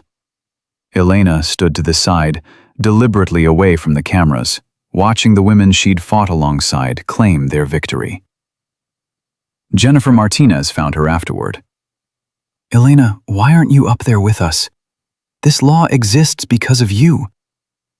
This law exists because you were brave enough to testify. Because Sarah kept documentation. Because Rachel found her voice. I just created the opening for you to step through. You did more than that. You showed us what fighting back looks like. 3 months later, Elena received an unexpected call from Patricia Weinstein at Tech Vanguard. The company had undergone massive transformation: new CEO, restructured board, complete overhaul of HR policies and reporting procedures. Elena, I wanted you to know that we haven't had a single harassment complaint escalate to legal action in 9 months. Not because complaints aren't being filed, but because we're actually investigating them immediately and taking appropriate action. 3 managers have been fired for misconduct. 2 executives were forced to resign. We're finally doing what we should have done years ago. That's good, Patricia. But why are you telling me this? Because the board wants to establish an annual award in your name, the Elena Reeves Courage Award, given to employees who speak up about workplace injustice despite personal risk. We want to honor the kind of bravery you demonstrated. Elena felt uncomfortable with the recognition. I don't need awards, Patricia. It's not about what you need. It's about creating a culture where courage is celebrated instead of punished, where the Elena Reeveses of the world are supported instead of silenced. Then make the award anonymous. Give it to people who speak up but don't attach my name. The courage belongs to them, not me. Patricia was quiet for a moment. You really don't care about credit, do you? I care about change. Credit doesn't change systems. Accountability does. A year after the trial, Elena stood in front of her largest training class yet. 50 women from 15 different companies, all seeking to develop the skills and confidence to protect themselves and challenge workplace abuse. Among them was a face Elena recognized from the news: Dr. Lisa Yamamoto, a medical researcher who'd recently filed a major lawsuit against her university for covering up sexual harassment by a renowned professor. She'd cited Elena's case as inspiration for going public instead of accepting a settlement. After class, Lisa approached Elena. "Ms. Reeves, I wanted to thank you personally. When I was deciding whether to accept the university's NDA or fight publicly, I watched footage of you testifying against the Blackwoods. You were so calm, so unshakable. It gave me courage to do the same. How's your case going?" "University settled last week. Full admission of wrongdoing, policy reform, and the professor was terminated." But more importantly, 6 other women came forward after I did. The system that protected him for 15 years is finally being dismantled. That's the real victory. Not individual battles, systemic change. Lisa nodded. That's why I'm here. I want to learn what you learned, how to stand up to powerful people, how to protect others who can't protect themselves yet, how to be the person I needed when I was suffering alone. Elena looked around the training facility at 50 women with similar goals. Prosecutors learning to defend themselves after workplace threats, corporate employees preparing for confrontations with abusive managers, young women who'd grown up watching harassment go unpunished and decided they'd be different. The world doesn't change because of individual heroes, Elena told the class. It changes because enough ordinary people decide to stop accepting abuse as normal. Because victims become advocates. Because witnesses become allies. Because someone who was hurt decides to prevent others from experiencing the same pain. Sarah Chen, now Elena's full business partner, added her perspective. A year ago, I was terrified to even speak Marcus Blackwood's name. Now I run programs that have trained over 300 women in 6 states. That transformation didn't happen because I'm special. It happened because Elena showed me I had power I didn't know I possessed. And now we're showing all of you the same thing. After the class ended, Elena received a call from Detective Morrison. Thought you'd want to know. The FBI just announced indictments against 4 more executives who worked with Richard Blackwood to cover up harassment across multiple companies. Your case opened up a federal investigation that's still expanding. How many victims are we talking about now? 73 confirmed. Probably more coming forward. The conspiracy was bigger than we thought. Richard Blackwood essentially ran a protection service for wealthy predators across multiple industries. And it all came down because you threw his son through a conference table. Elena smiled despite herself. Morrison, it came down because Sarah Chen kept documentation. Because Rachel Foster testified despite death threats. Because 11 women refused to stay silent. I was just the catalyst. You were the match that started the fire. And Elena? That fire's still burning. Companies across the country are reforming policies because they're terrified of being the next tech vanguard. That's your legacy. 2 years after the confrontation that changed everything, Elena sat in her office reviewing applications for her nonprofit scholarship program. She'd established funding to help women who'd lost careers due to harassment or retaliation rebuild their professional lives. One application stood out, from a young woman who'd been blacklisted by 3 tech companies after reporting her manager's assault. She wrote, I lost my career, my savings, and nearly my life to depression after powerful people decided my truth was inconvenient. But I survived. And now I want to help others survive too. Ms. Reeves, you showed the world that fighting back is possible. I want to be part of making sure the next generation doesn't have to fight as hard as we did. Elena approved the scholarship immediately, then called the applicant personally to deliver the news.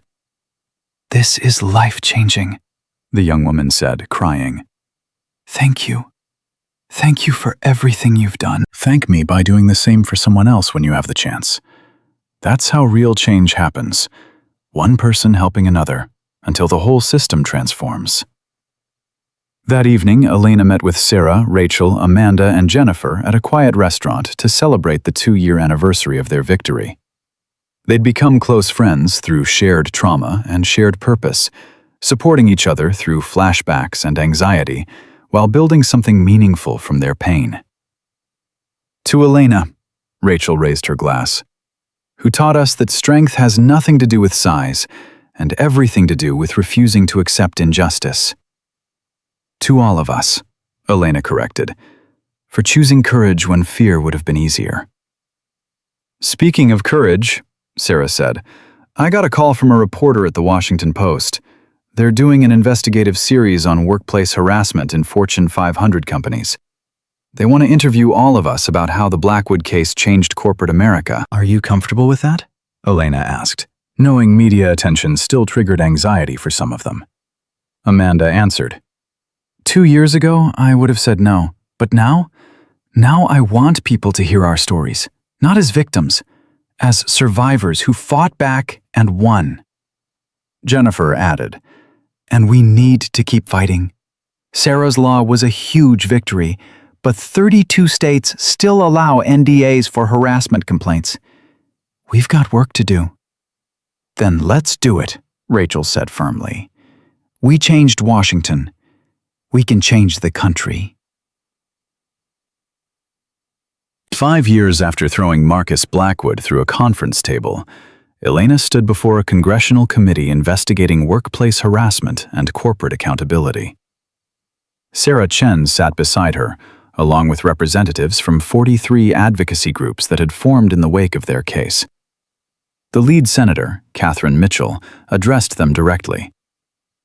Ms. Reeves, Ms. Chen, your actions exposed systematic abuse that had been hidden for years. The reforms you've championed have changed policies at over 2,000 companies nationwide. What would you say to women who are currently facing similar situations? Elena leaned toward the microphone. I'd say that power isn't permanent. Rich people aren't untouchable.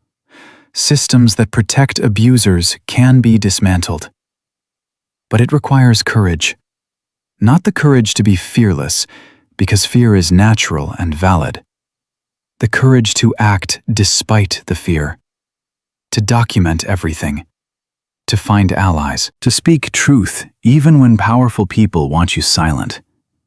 Sarah continued. And I'd say that you're not alone. 5 years ago, I thought I was the only person Marcus Blackwood had hurt. Now I know there were dozens of us, and we found strength in numbers. If you're being harassed, if you're being silenced, reach out. Find others. Build community. Individual voices can be ignored, but a chorus of voices demanding justice can't be. The hearing lasted 6 hours, with testimony from victims, advocates, reformed perpetrators, and corporate leaders who'd implemented the changes Elena and Sarah had championed. By the end, 3 senators had committed to sponsoring federal legislation modeled on Sarah's law. As they left the Capitol building, reporters swarmed them with questions. Elena let Sarah take the lead. This was her moment, her voice, her victory. "What's next for your organization?" a reporter called out. Sarah smiled. "We're expanding internationally." Harassment isn't just an American problem.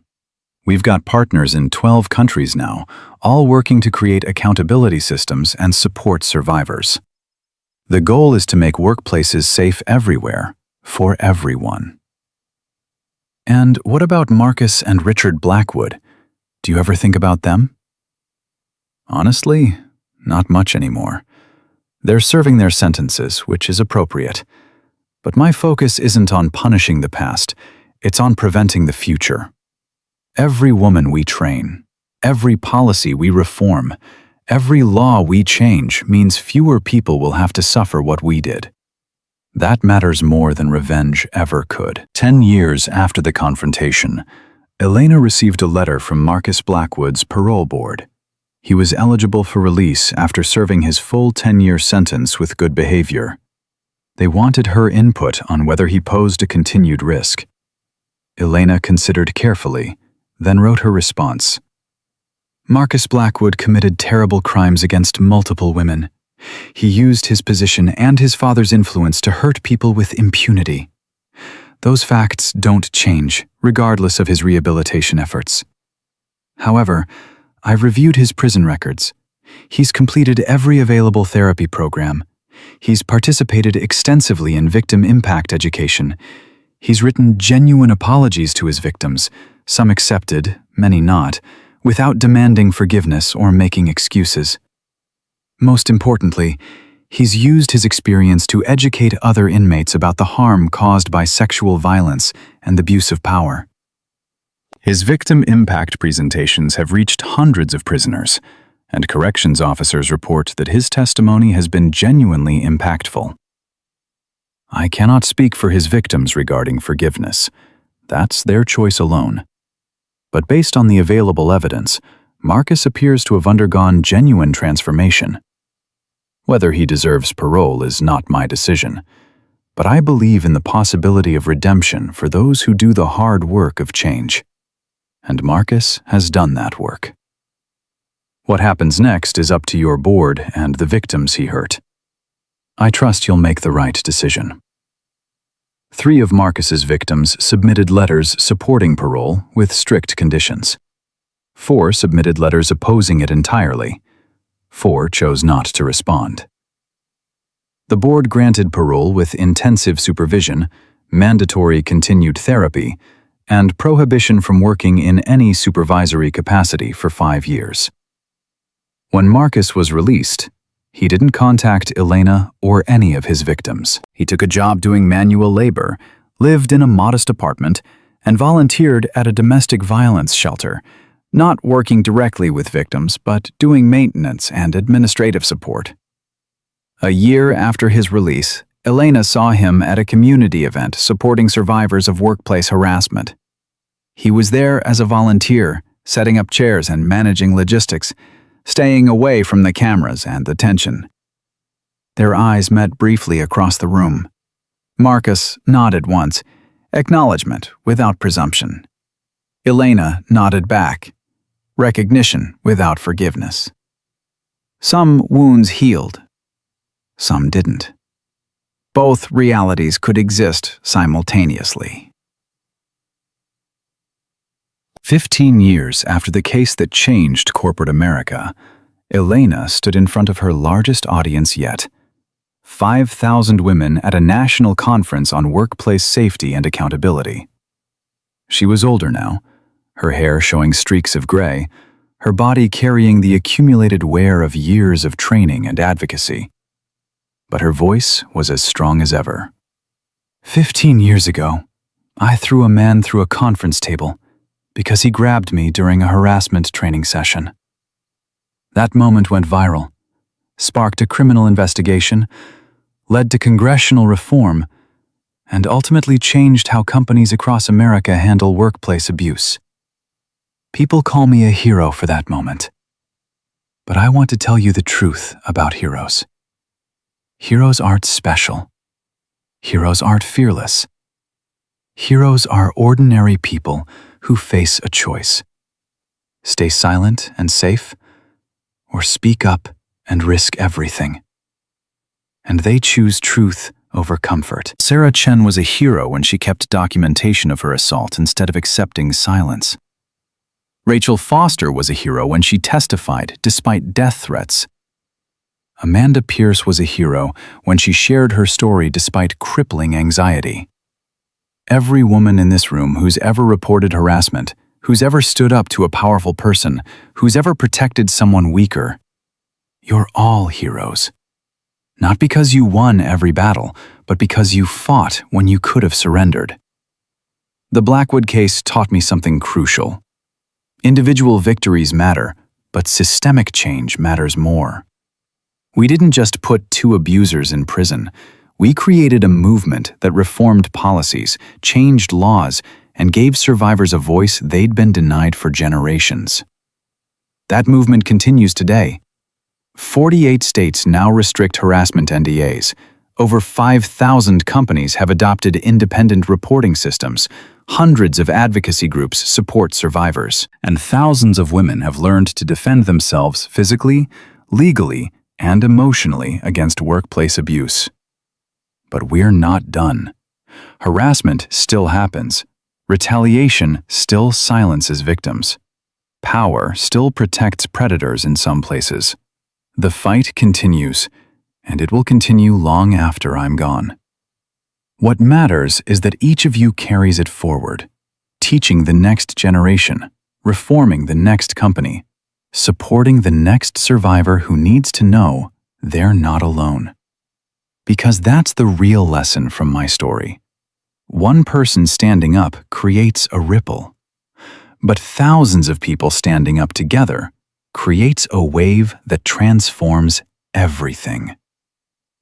The applause was thunderous, but Elena barely heard it.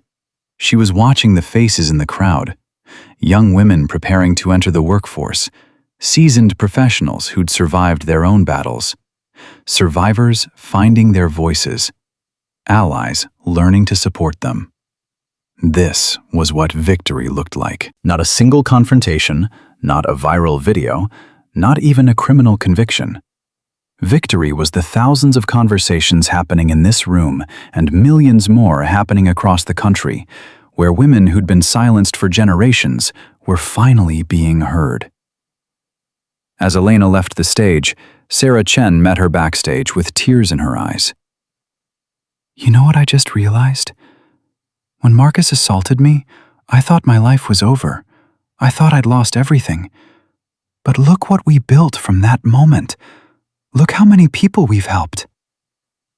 You built it, Sarah.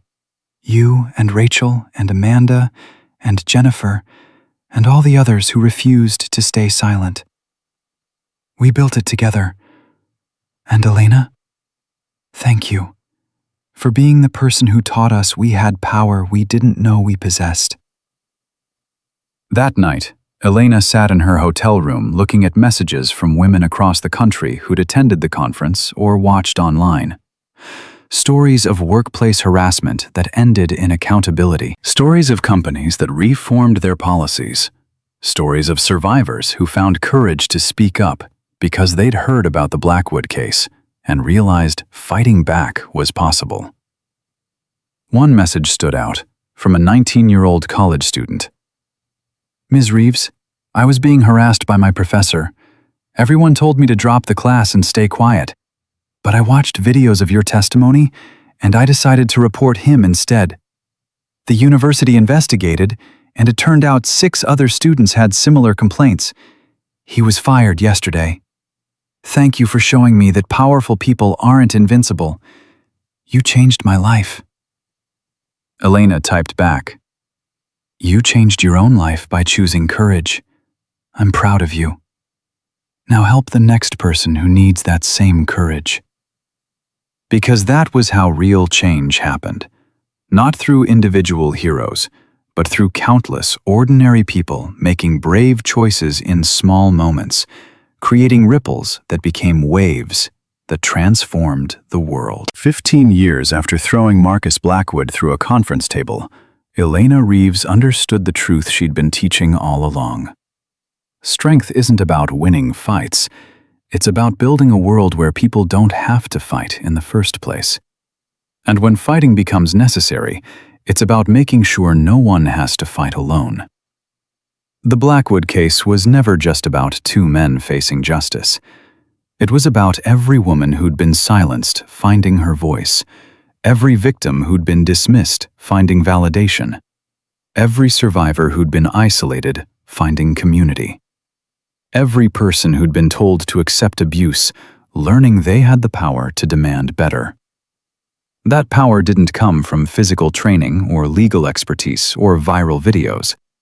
It came from the simple, revolutionary act of refusing to accept injustice as inevitable, of standing up when everyone else looked away, of choosing truth over comfort, courage over fear, and collective action over individual suffering. Len had spent 15 years teaching that lesson in training facilities, courtrooms, corporate boardrooms, and congressional hearings. But the real teaching happened in moments like this. One survivor helping another, one voice joining a chorus, one ripple joining a wave that couldn't be stopped. Marcus Blackwood had thought his wealth and power made him untouchable. Richard Blackwood had built an empire protecting predators from consequences. Both had learned, too late, that no amount of money or influence could stand against people who refused to be silenced. And across America, in offices and warehouses and hospitals and universities, thousands of people were learning the same lesson. Power isn't permanent. Systems can change. And justice, real, meaningful, transformative justice, belongs to those brave enough to demand it. Elena closed her laptop, looked out at Seattle's lights spreading across the darkness, and smiled. The work would continue tomorrow. New survivors would need support. New companies would need reform. New challenges would arise. But tonight, she allowed herself to feel the satisfaction of knowing that the world was different than it had been 15 years ago. Better. Safer. More accountable.